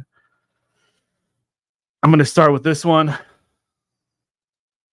from CNBC. Biden loses his train of thought, calls Kamala Harris Vice President Trump in solo press conference.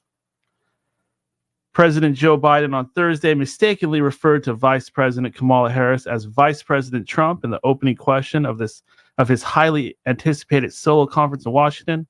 Look, I wouldn't have picked Vice President Trump to be vice president if I thought she was not qualified to be president, Biden said, confusing his second in command with his November election opponent, former President Donald Trump. A reporter pointed out Biden's mistake in the final question of the press conference, asking the president to comment on the blunder after Trump used it to mock him. Biden smiled to himself and replied, "Listen to him," before walking off stage. It seems that Mr. Biden might be a little bit more senile than we ever really considered. Your thoughts, Todd Miller? Okay. On this guy we know as Bo Jiden, thanks to Clint. Used to call him Brandon, yeah. Now we call him Bo Jiden. The media now just suddenly they realize, wow, this guy's completely brain dead. They were hiding it from us. Like in the last 2 weeks, they're saying how Biden's staff, they did such an incredible job hiding from us that this guy's a total vegetable. This corrupt, withering bag of corrupt fucking oatmeal. God damn, we just learned about him. Oh, we thought he was such an incredible statesman. Wow, look at this guy. He's been in there 50 years.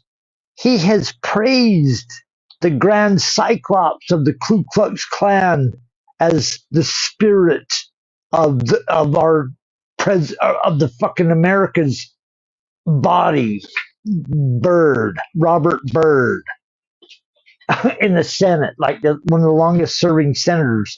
Joe Biden took right after him, became the longest serving senator, 50 something years in the Senate. Look how great the country's become since Bo Biden got in there. Boy, he's a slick talker. He's a slick talker for 40 years, but the last 10 years he can't even form a sentence. So, what were you saying, Daniel?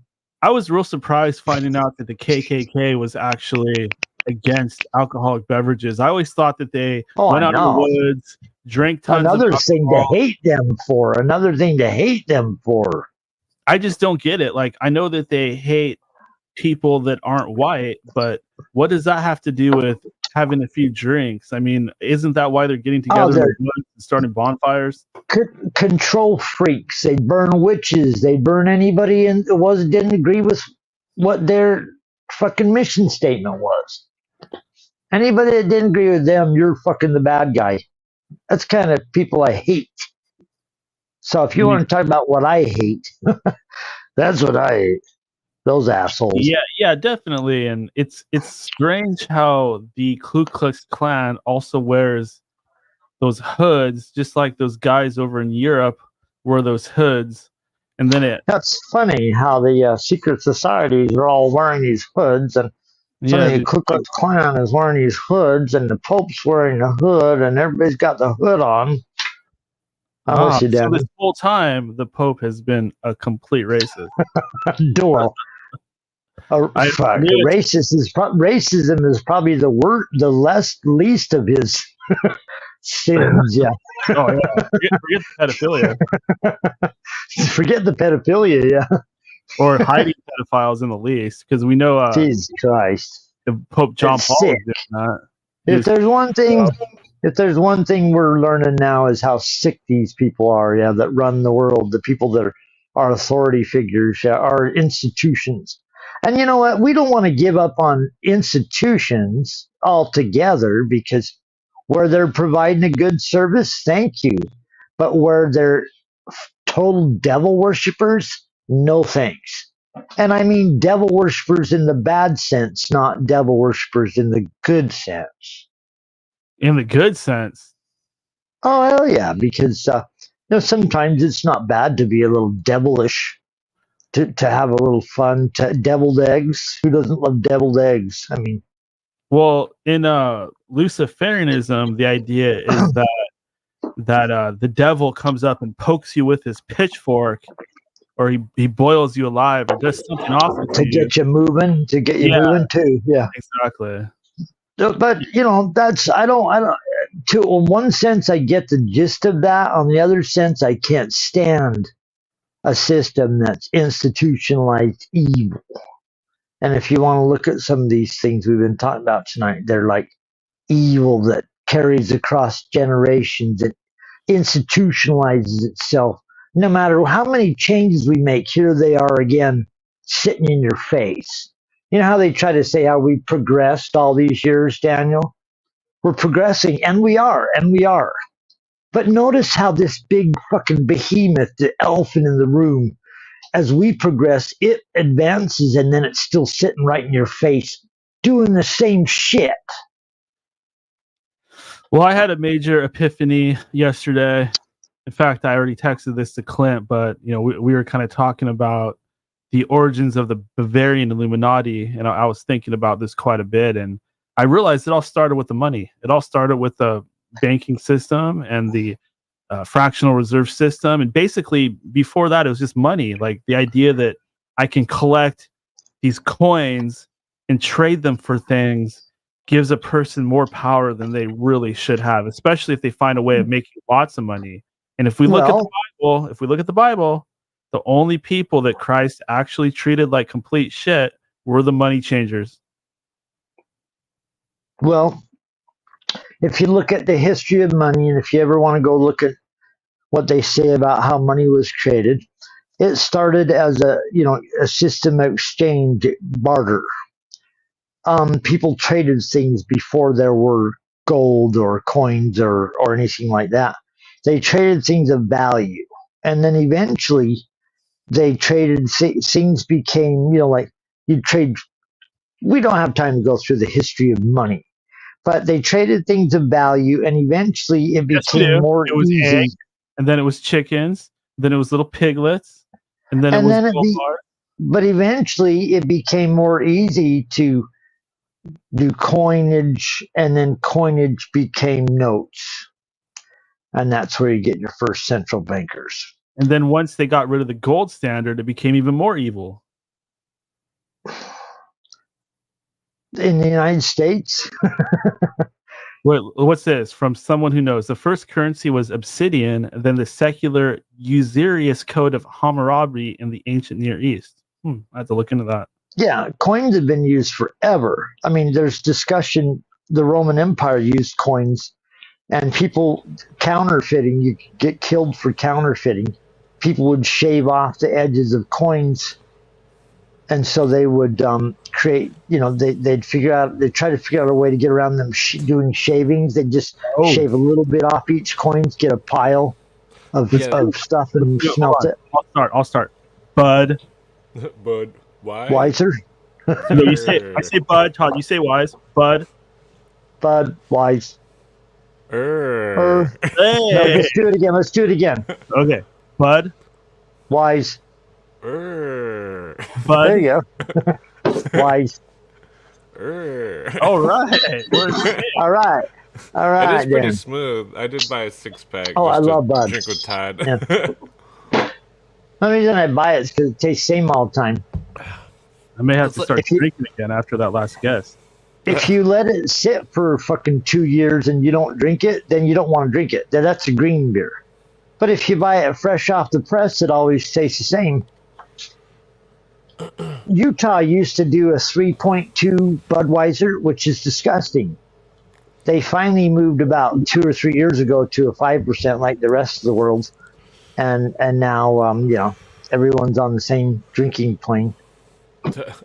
Yeah, I did want to mention the blueprint of how the Romans, at one point, they did have gold and silver coins, but then they started plating them, just like how America's the new Roman Empire, and our coins in 1964 became plated, and that's when the Did fall they start of plating them?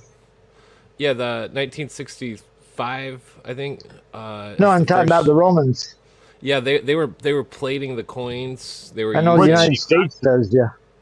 Well, so is England too at one point later in the history, but the whole it's like you can look at any civilization, the generic blueprint of the civilization, and like how I'm always talking about the emojis and how the emojis were parallel with the Aztec symbol words, and how the Aztec civilization fell, and we're sitting here with the same emoji language in the youth, and that our civilization is about to fall, and it's all asymptomatic of same thing. Yeah, with how if your only form of communication is a smiley face with different expressions on it, you might be going down.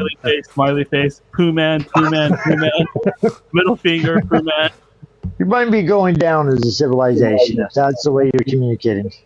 Well, like this whole excessive this how there's so many words in our civilization, and yet people have attached totally different meanings to the words in multiple, not just the Hegelian dialect, but the culture and the youth and how dumbed down they are. They've created perversions of language, and these perversions of language bring about perversions of real life, and that we're watching like basically the Sodom and Gomorrah, the Sodom and Gomorrah effect, I would say. Wouldn't surprise me that as fake as these guys are, they could pull something like that off, and we'd all have to just sit and believe it. When you talk to like a lot of young people, they're like, "Yeah, there's no God. The Bible's fake. We're all about rainbow pride and stuff like that." And I kind of think to myself, like, "Whoa, like what's really the framework of that? Like, why do you believe in this and not that?" It doesn't make a whole lot of sense to me. Like, well, you think everybody would. They don't believe in anything. It's like William Cooper says. I don't blame him. He says, yeah.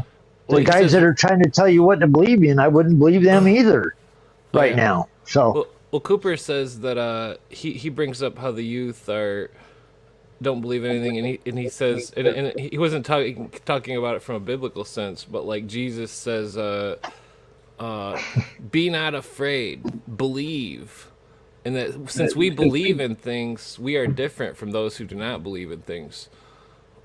I mean, they believe in socialism and communism, but it's like it's not a real.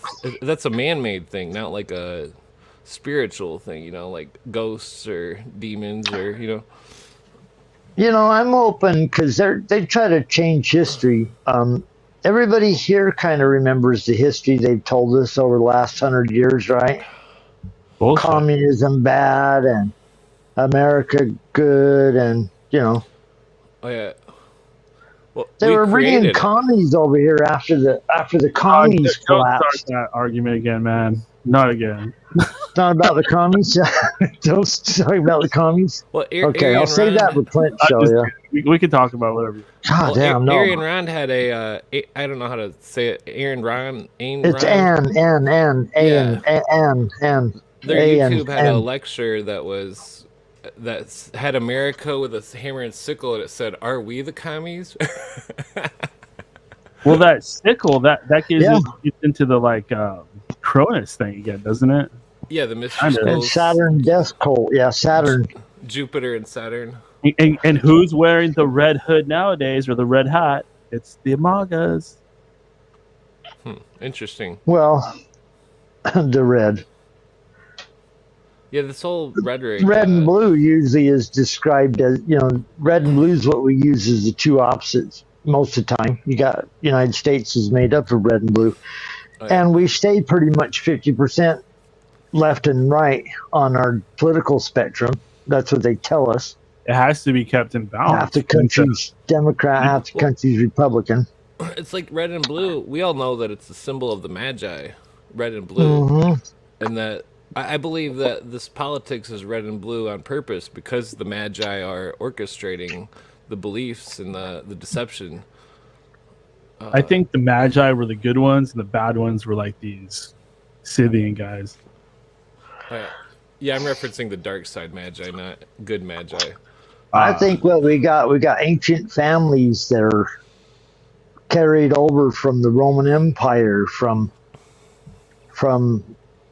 every time the empire splits, once it falls apart, the families move to a different area, and they eventually moved to the United States. Once it started collapsing in Europe, once they destabilized and got control of Europe and no single country could influence power more than another, they moved the power center to the United States. And then the United States proceeded to create China and Russia as counterbalances to the New World Order or whatever, for the New World Order. So that we can't get too more powerful than the Chinese, because everything we're getting, or everything we learn, we send to the Chinese immediately. Everything we learn, we send to the Russians immediately. It's like the book 1984, where there's the three superpowers and they all keep each other in a perfect balance. Yeah, it is. Definitely that. George Orwell, and that wasn't his real name, but he discovered what they were doing over in England in 1948. That's why he called the book 1984. He was looking at the Spanish-American War. He was working with the British, seeing fucking what was going on. Or not the Spanish-American War. He was looking at the Spanish War over in Europe, and he was, the fucking Russian or English are involved in intrigue all over the world. Yeah. And they're behind communism. They're against it and they're behind it at the same time, man. This is a dialectic that if you don't understand it. Yeah, that's exactly what he's finally seen it, and he's like, he tried to write it in fiction because he knew that would get through the censors of his day. Yeah. You remember that photograph of Churchill, Stalin, and Roosevelt?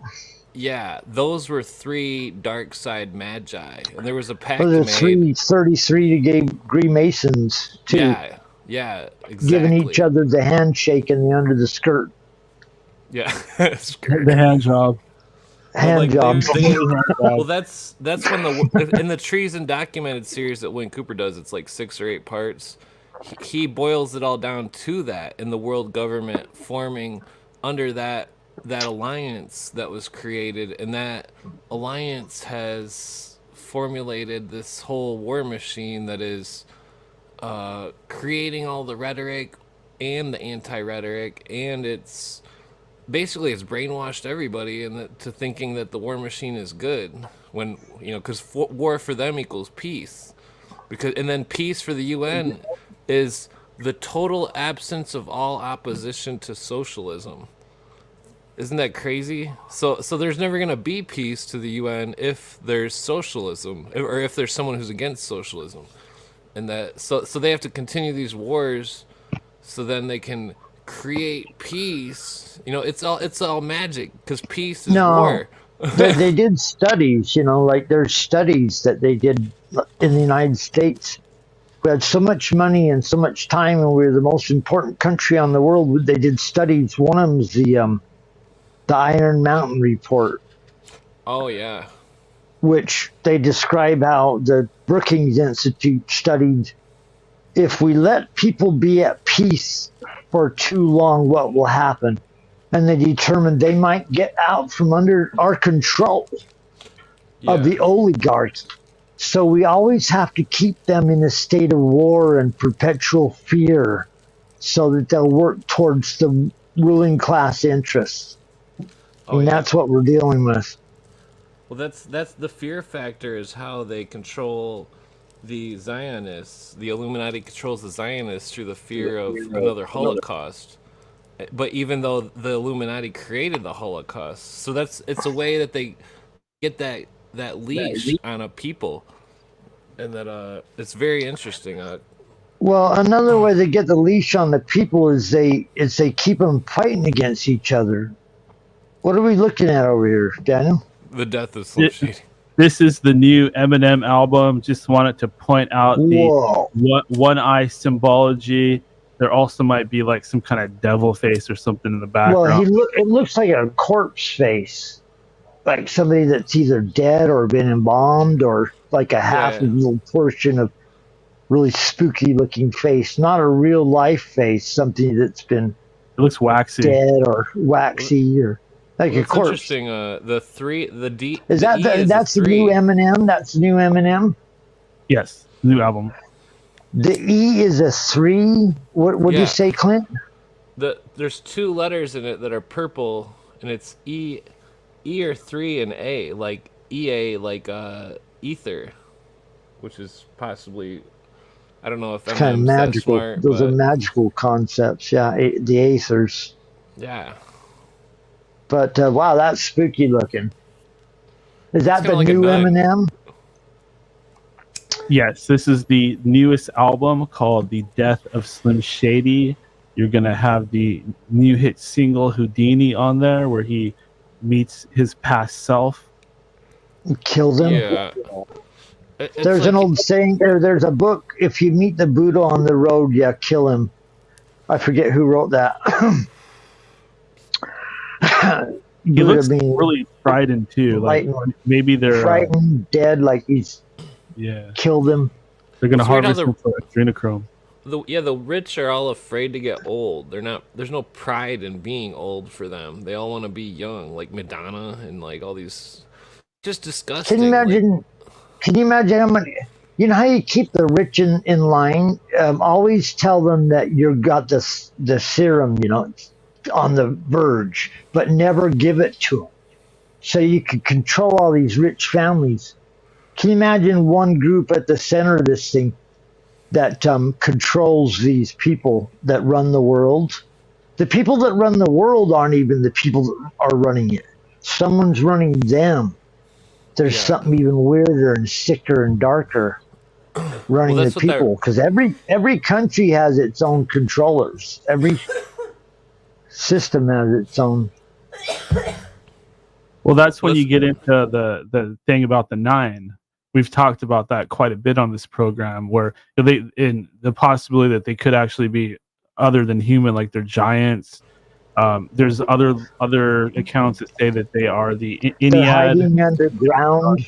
They're receiving communications from outer space. There's things from outer space that are sending signals to certain people. Would probably call them like hidden masters, and a lot of societies have hidden masters. Like the whole idea of a secret society is you're passing on Atlantean knowledge, pre-flood knowledge, in a secret form, and if that knowledge gets lost, so it has to be preserved somewhere safe. There's this Rousseau quote. Rousseau was one of the original members of the Illuminati, the first tier, and he says, "We will find a way to make slavery legitimate," and that they've done it with this whole system that's in place all around the world. There's nowhere to run, and that those nowhere to run to, baby, nowhere to hide. This is the way I look at it, right? If the economy is really good, if we're living in a somewhat luxurious state where we have free time, we can afford things, I wouldn't really call that slavery. That's more like middle class. But once the economy gets really bad, inflation gets big, interest rates raise to the point where we can't even afford our rent, we can't afford any pleasures in life. All that we can afford is we can barely afford our food and our housing. At that point, we are slaves because we are living like slaves. All we can do is work for the upper class. We're not allowed any of their luxuries. Well, the elite, you got people over in the fucking India and Pakistan and all these places that live on garbage mountains where they're picking out anything that's a value of our garbage. So eventually we could just end up there, Daniel. So these dickheads could stretch this out for a long time. You know, they could stretch it out to where we're slowly being led into just garbage pickers, picking anything out of the pile of garbage they've created to survive because they're sick like that too. They're sick like that. Oh yeah. You know what's funny is they sit there all day. They sit there all day. Hold on, Clint. These bitches sit there all day and claim we're destroying the planet with our excretions, what we are using. When in actuality, they're the ones producing all the garbage and the toxins that are destroying the planet. So don't believe one word of these people. We're all polluting the planet if you don't give all your money and give us all your wealth and resources. Are going to die any minute. Yeah, it's like the UN gives China unlimited polluting power, because they're, quote, a developing nation, so they can pollute as much as they want. They're burning coal over there. They got the new generation putting cans and putting paper and different things and sorting it all out for them. Oh yeah, they buy all the trash and metal, the rusty metal. No, they have the new generation sorting everything they own into different piles so they can recycle it carefully. As the United States is sending aircraft carriers and helicopters everywhere that are polluting more. I saw a video where they were scooping up this slime from the sewers. It was like shit slime, and they're using that to fry their food. Yeah, I've seen that. Fry the food? Yeah, they were taking sewer grease and then they were like purifying it, and it was disgusting. Were they purifying it, or were they just burning it? Yeah, they do this. They do similar stuff. In China, they'll make fake meat, fake watermelon, and then it gets shipped to the U.S. Fake eggs. Before I forget, though, the rich invented these elite, these capitalist, communist people, because it's not one or the other; it's both. They created the minimum wage because they understand inflation, and that when they keep the minimum wage at a certain mark, and then the minimum wage only goes up half the amount that the inflation goes. Oh, these scumbags, yeah. Yeah, it's like inflation will triple, but meanwhile minimum wage will only double, and they're getting cheap labor off from all of us with the minimum wage concept, and it's, I'm surprised there's not riots in the streets. way the wages are set up or whatever, the concept of paying employees is not the main problem. The main problem is you have fractional reserve banking allows the people that sit at the top of this fucking thing to it allows them to print God. more money than there are resources to back the money. You have to have something there to limit it and make pay sure all their friends anything they want. Yeah, there's no intrinsic value. Gold. Because gold is rare. Yeah, it's like the founding fathers said. We have paper. You guys heard of Hold on, you guys? wait. Hold on, Clint. Hold on, Clint. Okay. You remember? Wait, guys. I'm sorry. We're all talking at once, me included. I'm not blaming you guys, but let's redo this one at a time. Go ahead, Clint. Okay, so paper. The founding fathers said paper is the ghost of money, and that that's basically all I really want to say. The whole money thing is, it's like they're money. It's like Freeman says, money is a magic panticle. You know, it's like a piece of paper. There's no intrinsic value. Like Freeman said, damn, Clint, I went through the housing crisis in 2008. They built up a giant bubble and gave everybody fucking unlimited credit to buy houses before the event. So people could buy 2-3 houses. Wait, say it again, Todd. Explain that again. I'm the housing bubble. Yeah. 2008. Okay. This was the thing where they made buying a house easy for anyone, especially someone just coming into the country. Legal aliens, you don't have ID, you have no ID, who cares about ID? Hey, you want to vote Democrat? Come on in. No, I'm sure. Well, the Democratic Society was founded by the French Illuminists. But my point is they created the bubble of 2008 by giving easy loans and easy interest to people that had no credit. You could buy 5 fucking houses. So you lend them the money to buy the house. Why didn't I do that then? Yeah, why didn't you buy 5 houses, Daniel? No, Todd, I screwed up because I could be living in that house right now. If I want to buy a house now, I have to pay 7% interest rates, which basically means I'll never pay it off. Yeah. Yeah, right now. Well, so back then, they had George Bush created a thing to make it easy for immigrants that just got here 2 minutes ago to get a house.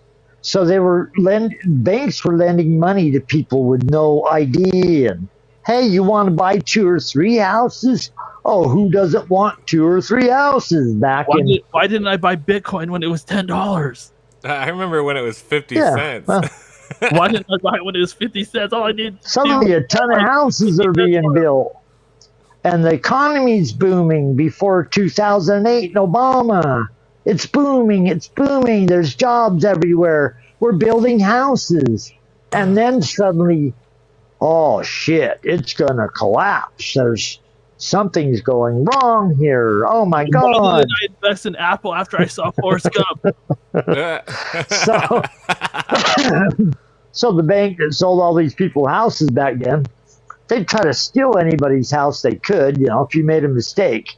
Fucked it all over you. Oh yeah, that's why. But why did they do it in the first place? But at the same time, what they were doing these low interest. Like it would change. The interest rate would change over 2 or 3 year period. Suddenly, it would jump up. You could get it for this amount, but a couple of years later, you're going to pay a lot more.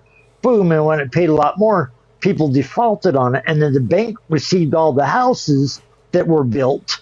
Even though the bank didn't do nothing but give somebody a loan. Okay, interesting comment. Interesting comment here from someone who knows. Very relevant. Yeah, they printed stimulus money to suck up under the guise of essential businesses and their competition as non-essential businesses to bottleneck the supply chain and hyperinflate during, you know what? Oh yeah. Well, it's all. I believe that was all perestroika. Well, scum is what they are. You're familiar with perestroika, right, Todd? Remind us what perestroika is. Perestroika is where communism comes to peace with the West or whatever. What's the Russian word for restructure? In Russian, it means restructure, and that the perestroika that's when Bush and Gorbachev merged. Yeah, you keep bringing this up all the time, and this is important because after the wall fell, well, like all these bands come out with songs, the Scorpions. Oh, take me to the winds of change now. We're gonna be the friends with the Russians. Oh yeah. Well, see, this. Okay, Gross. check this out. Not being friends with Russians, the people that are manipulating the event. That's what's gross. It's like we should be friends with Russians. We're natural allies. Well, hold on. With them. There by was the a way. thing. So the dark side of the Templars, the non-Christian Templars, they're the ones. This has to do with Perestroika, by the way, too. They're the ones who funded the Christopher Columbus expedition, and that Christopher Columbus used the green flag for the Vatican. And So Isabella didn't fund the Queen of Spain. Oh yeah, the Spain has to do with it too. But so that Cooper says that was a crusade, that they were making a new crusade to then take over Israel. But then that crusade failed. So then guess what the new crusade was? The next crusade that was Perestroika. That was Gorbachev. Gorbachev, the flag for the Gorbachev Foundation was the same flag as Christopher Columbus. And that was the new crusade for Israel. Because you look in Russia, you see all the religious temples and so on and so forth, and that I would go to Russia nowadays, and I'm thinking about Tartaria or something. I'm thinking they're hiding stuff. You're gonna you remember the goal of the Cecil Rhodes Foundation and how it's linked to British Israelism, and the Russians have the same thing. They have a Russian Israelism. And that it's a crusade. These are crusaders. These are fellow travelers. These are communists. Russians. Hold on. If you're a Mason and you go to another Mason, we all know this. The fellow traveler is another Mason, but it's also tongue of the communists where they are fellow travelers, and that this has to do because of the Crusades and the knights, the symbols of it, and that this is a holy war that's happening right now before our eyes, and nobody's really realizing it. These are people who are convicted to a religious doctrine of 12 tribes of Israel and all this other stuff, and that they're making this holy war because they want to retake Israel, and that I believe they've put the Jewish people there on purpose to slaughter. So the slaughter of the two people will happen, and all the people are all cheering on it like it's a new Colosseum event or something. And neither one of them is like the people that were originally there. I mean, with the exception of some Jewish people that are like Sephardic Jews and stuff like that. Most of the people there are converts. The whole thing's kind of gross. Yeah, the Jewish people are converts, and then the Palestinians aren't really Palestinians. They're from Jordan and Syria and Lebanon. Oh yeah, well, it's like one of the arms of the movement because they were using the green flag, right? But so does the Islam movement, and that the green flag is a symbol of Venus. So this Venus group is fighting with the Saturn group and all of these other. It's weird how it's like the religions. It's like the old Ennead all over again, and it is some kind of sacrifice, some kind of catalyst, chain of events. They need these people to make war with each other. They're trying to fulfill some kind of prophecy. Basically, they're watching the stars. They know something has to happen, and they're trying to come out on top when everything shakes out. There's a lot of history that I've learned that I've had to relearn. That I thought I knew, that it's coming out now that I didn't know. So I'm having to revise a bunch of history. I don't know about you guys, with our guests just now, I'm like, holy crap! I know the stuff I thought I knew. But it's such a fantastic guest. Thank you, Alan, for coming on here. Appreciate that. Thanks, Alan. Alan Bishop. Oh yeah, boy, I want some of that. He should put out like an end of days apple brandy. Invite him on your show, Clint. Get that guy on, man. $50 a bottle. Get him on there, Clint. Fuck, we could have him shoot some of that apple brandy. Send us some. Yeah, did you invite Headless Giant? Yeah, I was gonna say because he said, yeah, I'd like to come on your show. I'll come on your show. Get him on there. Oh yeah. Well, you were talking about history. Ralph Epperson calls it. He says this book that he read when he was a kid. It was called The Revisionist something of history, and that he realized back in the 1962 that there was, because I mean any constitutional student will know about this thing, even in law, where it's the 13th Amendment was erased, which said no government officials could be members of foreign secret societies, basically, and that they couldn't have foreign titles of nobility, and that this this history of our constitutional republic has been replaced with this elitist fake version of the constitutional republic, and that we're fed a history, like probably every country, that makes you want to defend your country.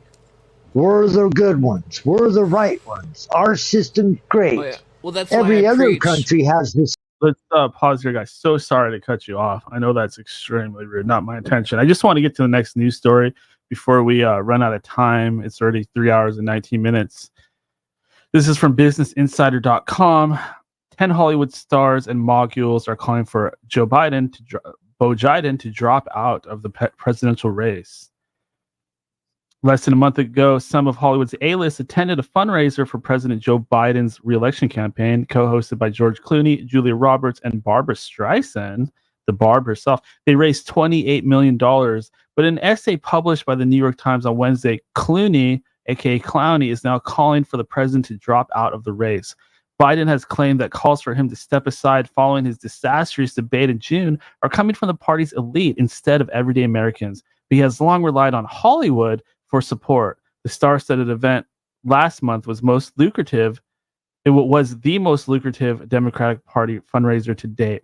Though few Democratic lawmakers are publicly calling on the president to end his re-election bid, big donors and Hollywood moguls are openly expressing their doubts. So what we have here, guys, it looks as though Hollywood is turning on their man of the hour, Joe Biden. Guys, what's going on here? Wow. The Magi. Wow. Feel free to see these previous discussion. To see these assholes, these fake, phony news people suddenly say, we didn't know he's a total vegetable. We had no idea he's a walking corpse. He's a fucking dummy. But isn't this mean? Despite the fact that he's a puppet, a zombie, and a pedophile, like, are we not? We're still going to vote for him, though. Oh, yeah. Whoopi Goldberg's like, I'd vote for him even if he shit his pants. Oh, yeah. Gross. Well, that was Goldberg. a good. I never liked Whoopi either. So get the fuck out of here, Whoopi. Well, it's like we're just getting straight up hustled. I mean, Can't that's all there is Whoopi. to it. We're Never getting liked her. Hustled by these people in charge. There's a mad hustle going on. Yeah, they're putting it in your face now. If you don't realize they're like wagging in your face that they totally hustled you. You're a mark. Oh, yeah. You're a dupe. You're a dummy. Look at you. If you keep voting for your own destruction and your own debasement. Well, the problem with the masses, and I'm using but they're this rigging term, the elections too, Well, which is pissing me off. Well, the problem with the masses is that there's a saying in the hood: "Don't hate the player, hate the game." And they're all hating on the players, but they're not seeing what the game is. And you know who says that? The game. You know who says that? The game says, "Don't hate the player, hate the game." Oh, God, dude. Oh yeah. But it's everybody wants to be, in our system, everybody wants to be famous. But at the same time, look at the inequities that are taking place. And if you think this is a natural formation, like a river flowing down a stream as it flows naturally, it just happened naturally. If you think what's going on right now is natural, you must be out of your mind. You must be like totally blind that this isn't. My whole thing is, why are celebrities at the forefront of our electoral process? That alone, George Clooney, disturbing. They're entertainers. George Clooney going, "Hey everybody, Joe Biden, he's having some problems." What? No, hold on, Clint. George Clooney last weekend's going, "Joe Biden, everybody, come on, vote for him." And then this weekend's going, hey, everybody, Joe Biden's got some problems, so we got to find somebody else. I mean, this is ridiculous. If you're listening to George Clooney, who was hauled out of the fucking closet last weekend to prop up a corpse for president, Well, that's and now he doesn't like it. I mean, come on now. If we look back at Soviet Russia, they used celebrities in Russia. Same with China, Jackie Chan. You know, not that Russia did shit don't like love this. It was so fake that the people never didn't buy any of it. Well, it's like I love. I can't read that Chan comment. movies, but it says Biden and Trump's handlers already know who's up next. Yeah, I definitely agree with that. It's a movie, and they are acting out their scripts. Yeah, they're just fucking. But you know what? If Trump gets elected, here's what I'll say. If Trump gets elected, the first thing he does wrong, I'm gonna be the first to call him out on it. Well, here's the thing. If he turns, if he does something, even one little thing that's out of well, hold on. This is what we as a species need to have happen to continue as United States citizens. I'll be the first to call him out. It's like remember the thing. Don't hate the player, hate the game. It's like until we have gold and silver money, until we have wars that are done by Congress and not the UN, until we have courts that operate within the constitutional And Clint, that might happen a long time from now. But we cannot have a walking corpse as our president this next election. But the thing is that the thing that I preach is that because America, the operating system of America is the Constitution. It's the backbone of the country. The country doesn't exist without the Constitution. Right now, there is no Constitution. That's what I always preach. So we are foreign people we're in a foreign land. This is not America because we don't have gun rights. We don't have freedom of speech. We don't Can't read these comments. What are they saying? It's from Ricky again, newcomer to the chat. They want a civil war to bring in the police state, ... order out of chaos, new world order. Oh yeah, definitely. Yeah, they made that crappy movie, Civil War. It probably had like $1 billion. They made that crappy movie with what's her nuts? What's that female actress that was in it? The washed up female actress. I don't watch movies very much nowadays. She's getting old now. No, she was sexy back in the first Spider-Man movie or something. Well, they stay in theaters for a few months, then they come out on streaming services, and at that point, you have like 50 billion things to choose from. I'm usually watching shows. But her fame came from the first Spider-Man movie and a couple other ones. I think when she was a kid, she was in Jumanji. What's her name? I don't know. She's like some blonde-haired girl or something. Okay, I'm going to use the power of the internet to look it up. Civil War, yeah. Who's the female actress? I mean, Jesus. She seemed like a nice actress just because she didn't have fake teeth. But she's a freaking nutball, Democrat, Hollywood nutball, yeah. Kirsten Dunst. Kirsten Dunst. It's like her name says it all, Dunst. It's one letter off from Dunst. No, just I got a point. Sorry. She's a real dunce. Kirsten Dunst. What's interesting about the Hollywood thing, I definitely think Hollywood's all ran by the mafia based on that. Even that one chick that was in the Eminem movie who supposedly died of. She's probably super smart and a Trump supporter, so pardon me if she is. She was really attractive. Christina Ricci, I think. Christina Ricci? Brittany Murphy. Brittany Murphy. Yeah, it's like her dad was a mob boss or something, and it's like they claim she died of black mold in her apartment. But like, anyways, well, I think there's a weird thing with certain actors and their deaths, and I mean it goes back. I would say. Well, the biggest one, Black Dahlia. That's one of the most famous ones. She was Black California is turning out to be a very strange place.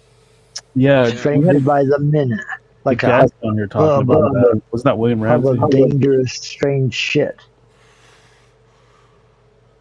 William Ramsey is putting on some incredible shows. The thing with Hollywood, like most of them are connected to Illuminati.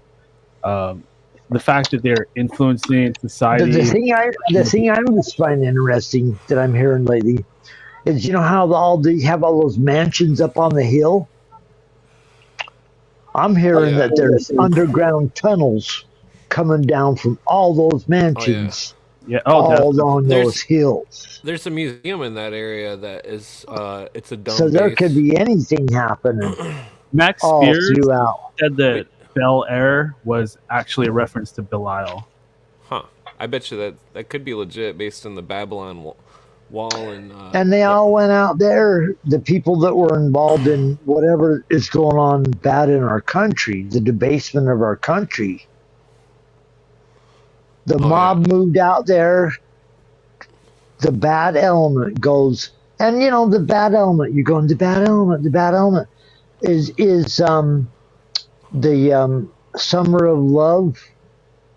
A bad element. You know that with the hippies. Fucking no. When the hippies all went to California.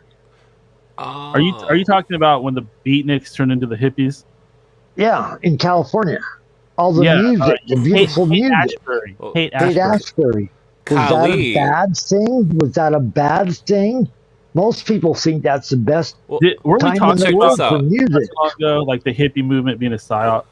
Oh yeah, it's definitely. It's totally a psyop. But was that a bad thing? And sometimes we like, was that a bad thing that the best music on earth was created in this area? Maybe that was an artificial creation.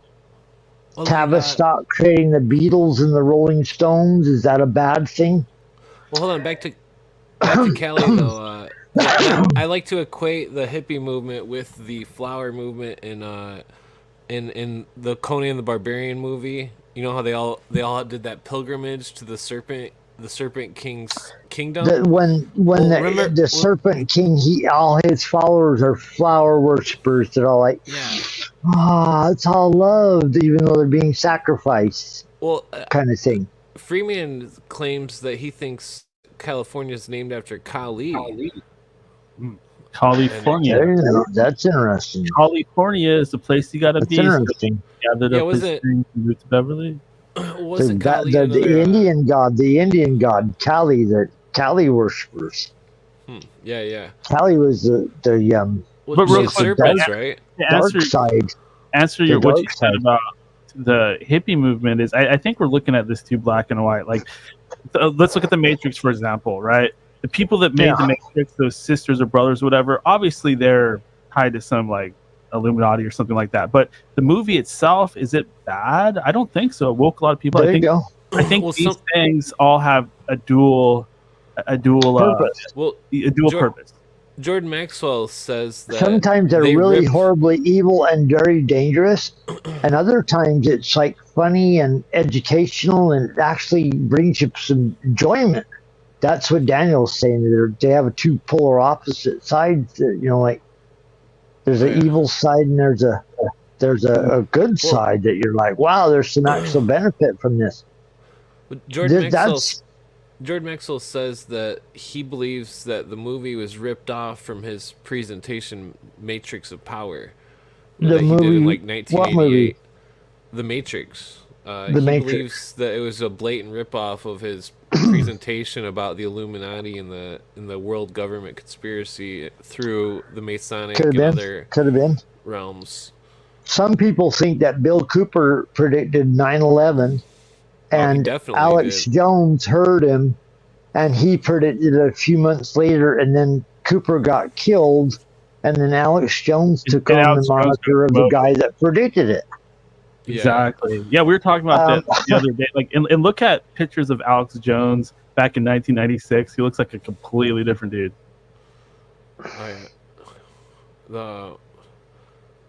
Look at Bo Jiden 3 months ago. He looks like a completely different dude. Well, people point out his earlobes are... Well, in the 90s, he had earlobes like mine that were separate, you know? Well, if they're going to send out somebody, you know, like be a double and they want to pull off like a different kind of psyop, he has to look and sound stupid, you know, too, because the guy's getting stupider. Like in Bo Jiden's case. To be a realist, the ear thing, it could be plastic surgery, possibly, if they like. No, they're saying that the CIA runs around nowadays.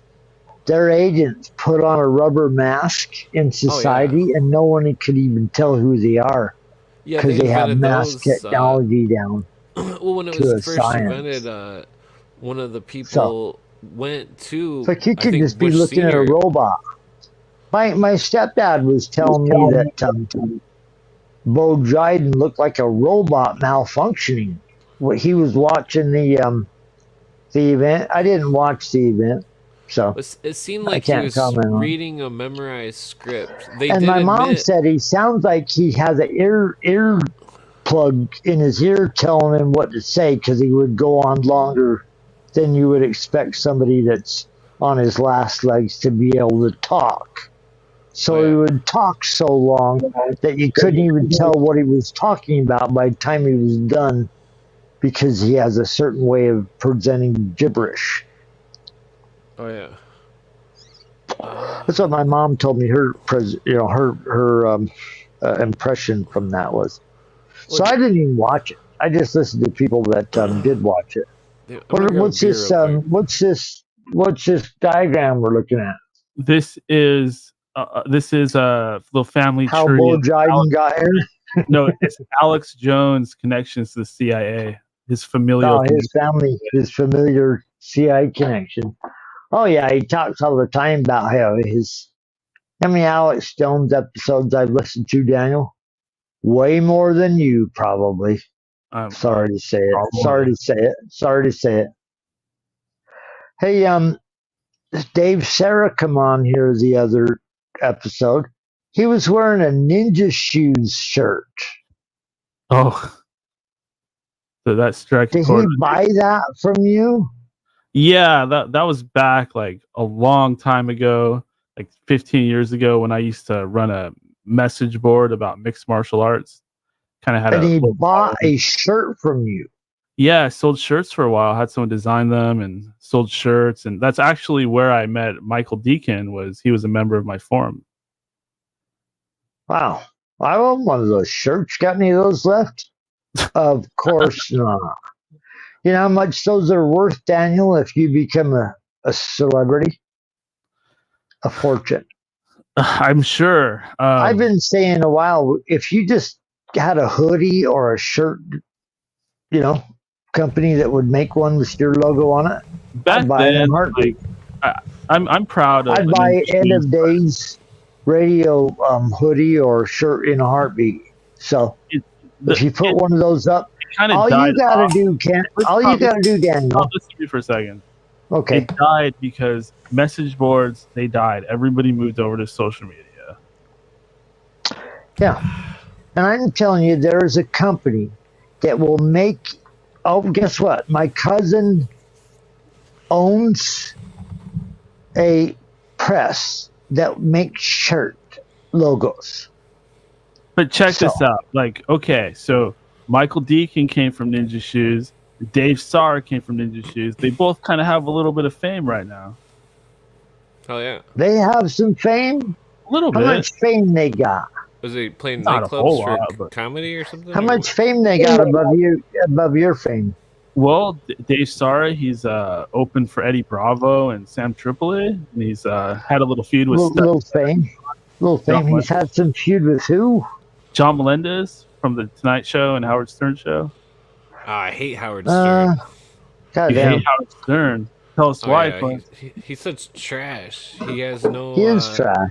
He is trash. For all we know, he's By the way. probably Illuminati based on their debauchery He's scum. stuff. Yeah, I don't He's even a want to freaking verbally. germaphobe. He Well, hasn't been outside when COVID went down. Howard Stone bought every fucking word that they told him. He's scared to death. Stayed in his home. Never met anyone. He's a scum. Howard Stern's scum. He used to be funny. He's scum now. He's kind of like Biden. He does not represent rock and roll. He was, Stern was funny, but he's, kind of like Biden. He's been around forever. Well, I think part of Stern's the been reason around since the '90s.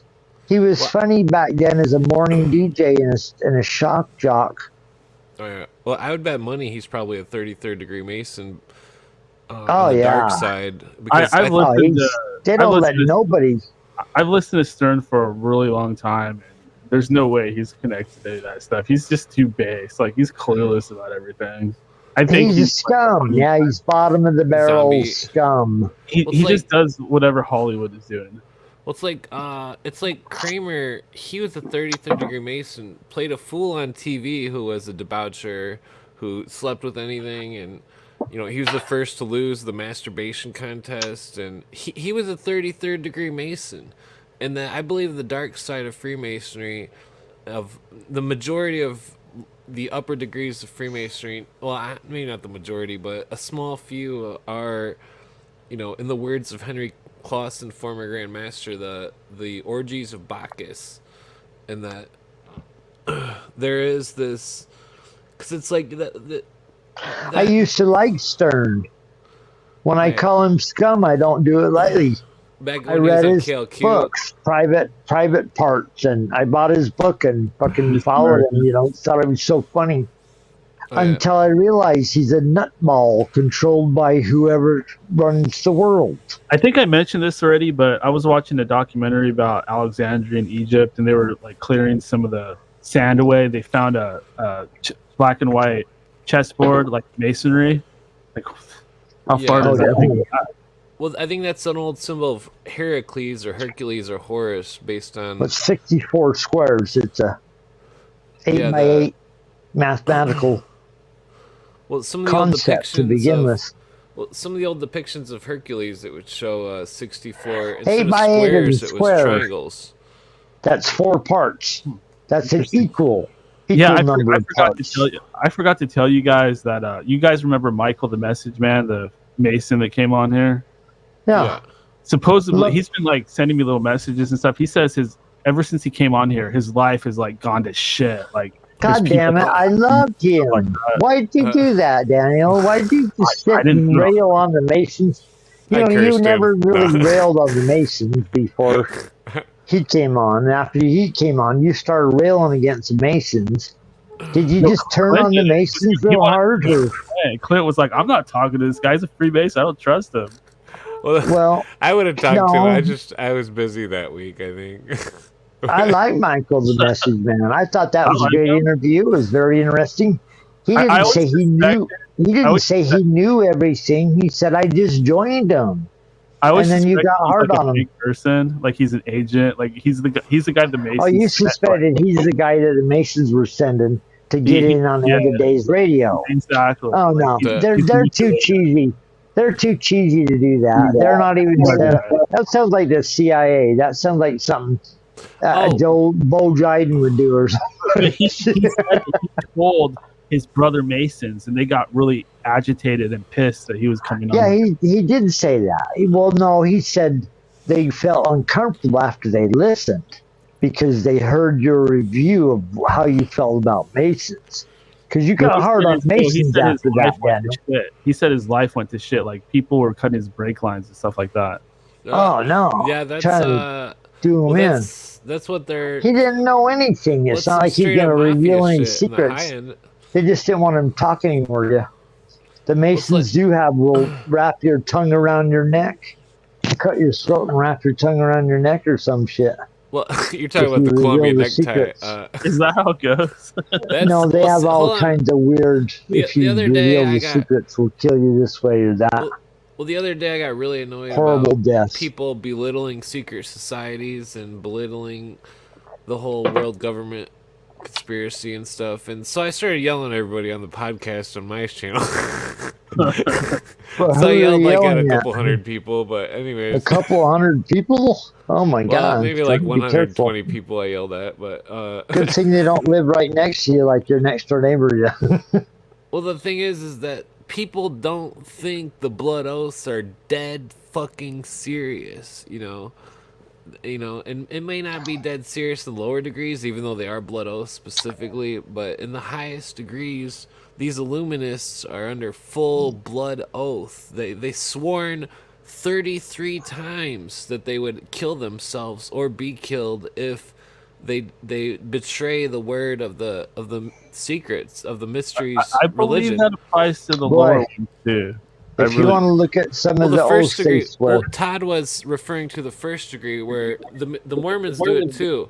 They put their hand to their neck like this, and it means to have your throat slit from ear to ear. can't and see, you're sitting in the darkness there, Clint. Well, my thumb is at my ear, and I'm bringing it across my neck. See? Doing that thing? Oh yeah, please don't do that. Yeah. Well, that's that's what the No, I'm first teasing. degree is. That's scary stuff. That's scary stuff. Did they do this one? Well, then it's not And just. they do this oh yeah. one. Oh that's the no, Mormon no, one. no, But, no, well, hold no, on. no. The tongue thing, though. See, the mafia does the in the The oath. bird one. In the first degree oath, they have Here's they the swear. here's the skull and bones one. Yeah, this. No. Well, okay. In the Turkey one. first in the first degree oath, they swear to have their throat cut from ear to ear, their tongue pulled out, and then buried to certain cable tow links from the eastern shore. And that There you go. The mafia does something similar with the tongue being cut out of the neck or whatnot. But God, just being killed is bad, but going to these other extremes.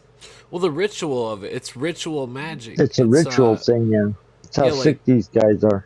Well, so I always bring up Black Dahlia and the Jack the Ripper murder, because the one lady, the second degree, is where the guts are. Your body's cut in half and your guts are thrown over the shoulder. I don't remember if it's right or left, but the lady in one of the Jack the Ripper murders, which was done by under the Crown's nephew or some shit, he was Jack the Ripper, but the lady's body, the guts were thrown over the one shoulder, just like in the second degree.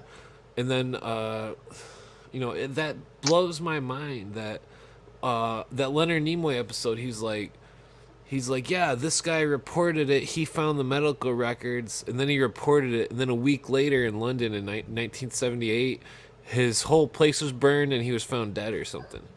And I missed that one. And he was like in the 70s or 80s. No. Some guy in No, London. listen. Well, that's the power of the secret societies. They murk people. They get rid of them. Delete, and that guy was deleted for in modern Clint. times for a conspiracy that happened. Clint, we're hundreds of going years to the ago. next news story. Oh, yeah. Okay. Actually, guys, we are out of time. So. And we just ran out of time, Clint. I do apologize. All our time. I know you guys want to go 7 hours. No, I just I get you. But let's go ahead and close out. Go ahead, Clint.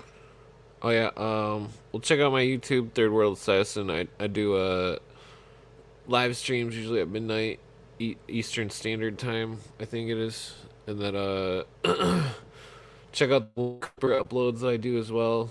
And then there are a couple slideshows that I do that aren't on live stream, and that technically on Twitter I was advertising if anybody wants to buy a painting, I would paint them a painting or sell a pre-existing painting that I have, because my girlfriend got in a car accident in Chicago and she broke her hip and her ankle, and I'm just trying to make up for her loss basically on the so I don't lose the car. Oh, her car. My car's all paid for, but yeah, I'm just trying to sell some paintings basically. I'll paint anything, and anything that's not grotesque or perverted or But anyway, so I want one of two dogs fucking. What the fuck? But yeah, you get oil paints. I'll have to. I usually typically I do family portraits and stuff, faces, like people. I went to Kendall Art School in Grand Rapids, and I'm just a struggling artist who trained for something. I mean, I also got a pharmacy degree, but I've trained for something that is obsolete, basically. So if anybody wants to buy a painting, I would totally be down. But yeah, check out my channel, Third World Assassin, one word. And peace. You got an email or something, or like a more direct way for people to contact you about that? Oh yeah. Twitter, Third World Assassin, one word. Third World Assassin. Feed the gods at at Feed the Gods with a Z at the end. It's like a reference to a White Zombie song. All right. Love it. All righty. Thank you, Clint. Let's talk to the bod. You know, Clint sent me a couple pictures of his portraits, and I'm going to buy a commissioned portrait from Clint of Cthulhu. So he taught me into, after I watched his, saw a couple of pictures, that he's very talented. I'm like, paint me a picture of Cthulhu. So I'm commissioning a picture from Clint. I appreciate what Clint's trying to do over there. You know, if you like this program, I love this program. That's why I am here every time that I can be. And we need to support Daniel, as he talked about on the last show. 5 days a week. Fucking Clint's going on 5 days a week. We need to get Daniel 5 days a week getting paid to do this. If he's brought you any value to your life, if you enjoyed any programs, please give Daniel some money. Give him more money. Subscribe, $20 a month. Come on. If you love this program, give him what it's worth. This show has raised my consciousness and provide many a laugh and so many hours of entertainment, and even friends that I never realized I would have. Keep this show going, Daniel. I love what you're putting on here, buddy. Thank you, Todd. That is very kind of you. Appreciate the words. Anything else? Well, this is the best show on the internet. I mean, hands down. How long have I been saying this? Where else can you get all this? I want to shout out to Dave Sarah. Dave, I love you, my man. I love you. Send me a Ninja t-shirt, Ninja Shoes t-shirt. Daniel, if you even had just a hoodie, fuck, I'd buy a $50 hoodie from you. End of Days Radio hoodie or whatever. Donate to Daniel, because Daniel's the coolest show going. I mean, come on, keep this going. Let's get Daniel on here 5 days a week. Let's make this his program, his show. 5 days. Dave Sar and I are going to go into the city. We're going to take a camera. We're going to just go around. Oh, God, come to my house, take a camera. Piss my wife off. No, no, please don't. We're going to ask some questions like, do you believe in Sasquatch? Do you feel Sasquatch has a thick, veiny penis? That'd be great. Exactly. Go down to San Francisco, all those people, the dangerous neighborhoods. Exactly. All right, my man. Guy. All right, I love you, Daniel. Fantastic show. Keep it rocking. Fantastic time. Thank you. All right, that was Todd the Bod, longtime participant and friend of the show, and personal friend of mine as well. Todd is great. It's the 3-hour 51 mark. Let's go ahead and speed through the rest of what I got. Mind-blowing moment of the day. Let's grab that little egg shaker. Mind-blowing moment of the day is brought to you by BlackRock and Vanguard. I would say it has to be that little connection we sort of realized in the process of the show. I forget who exactly asked it. I'd have to scroll back up. I do apologize, but somebody asked, I think it was Jonah, I want to say, or was it someone? I'm not sure. But somebody brought up the fact that Kronos has a scythe, and asking if there's a connection to the Scythians. And we kind of got into that. That's a mind-blowing connection right there. Mind-blowing. Absolutely. Absolutely. I just said absolutely twice. Absolutely. Absolutely. Moving on. Sports. MLB All-Star Game. Trade deadline is coming up.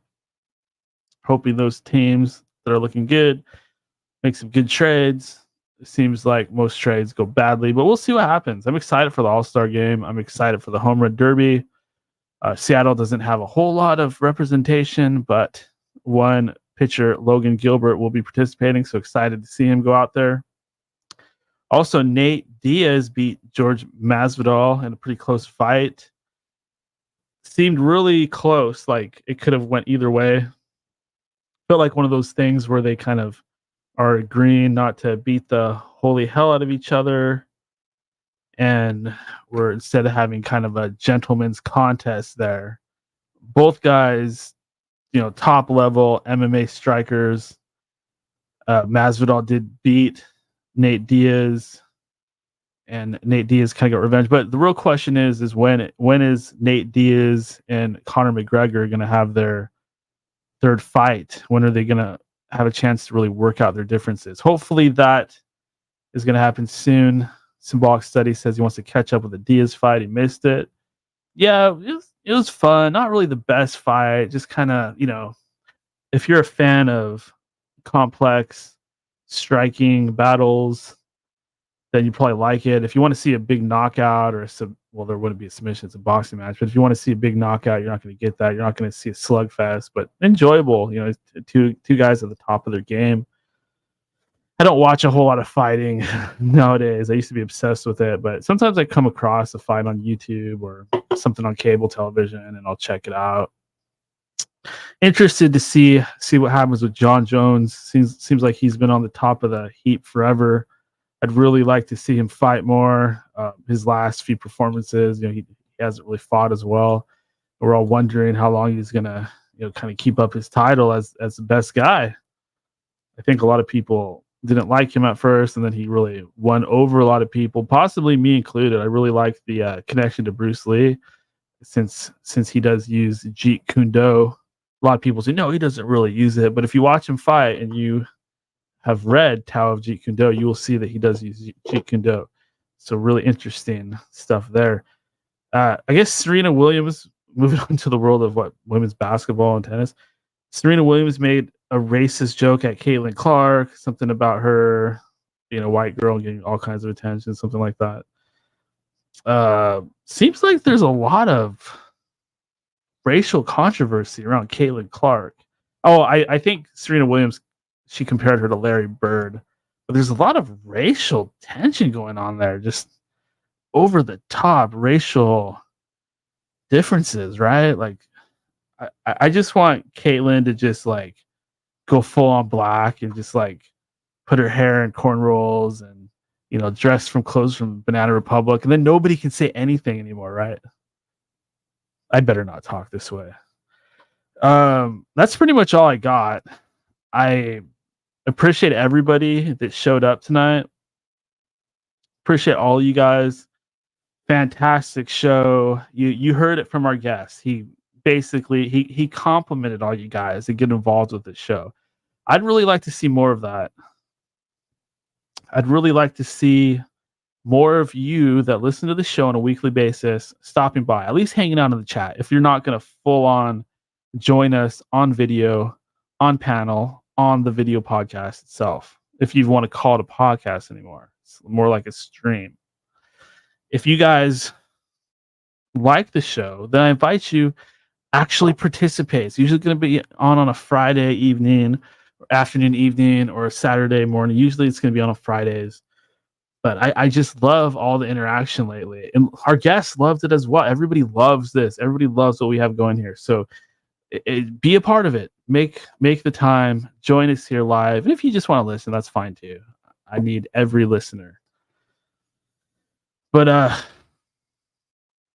should run down the schedule really quick. So next week we'll be talking to Jamie Hanshaw. Very excited about that. We were not able to sit down with her last time because of the the issue of being in studio and stuff like that. She was in the InfoWars studio, and she didn't want to sequester herself in a corner and have to do this show that way. That makes me uncomfortable. I don't want to put somebody in that position. Although it would be funny, it'd be the most hilarious thing ever. Oh, Symbolic Studies said he'd like to join the stream sometime. Okay, I'll send you invites, the same ones I send everybody. Awesome. Definitely love to have you on the panel. Sometimes I don't know who to ask to join up. I want people to just kind of do it, but certain people, they're just fantastic researchers, or they just have a lot to say, and they just add a lot to the mix. And Symbolic Studies, absolutely. The following week we'll be talking to Nyx. Very excited about that. Nyx from Subconscious Realms with General Lee. really excited. So join us here live or listen to the replay. Love you guys. Don't forget to donate to the show. Go to endofdaysradio.com, click donate, help keep the lights on, help keep the servers up. And as far as t-shirts and stuff like that, the show's getting more popular. There's starting to be a little bit more of a demand. And I'd be down to making shirts. I'd be down for making shirts, but I've always had this thing where I really want any products associated to the show to be really high quality. If I'm going to make shirts, I want them to be shirts that people, would want to wear. And, not just because they know about the show or they want to support the show. I wanted them to be so cool. Somebody looks at it like, wow, End of Days Radio. I don't care what that is. That's a cool shirt. That's how I feel about that. So I want to make some real quality stuff. I love you guys. You are the wind beneath my wings. I'm going to go ahead and sign out. I don't have a whole lot else, and I want to quit at that 4-hour mark, keep things digestible, like I like to say. I'm Daniel, signing out from those glimmering, shimmering, broken ruins here in the heart of the Pacific Northwest.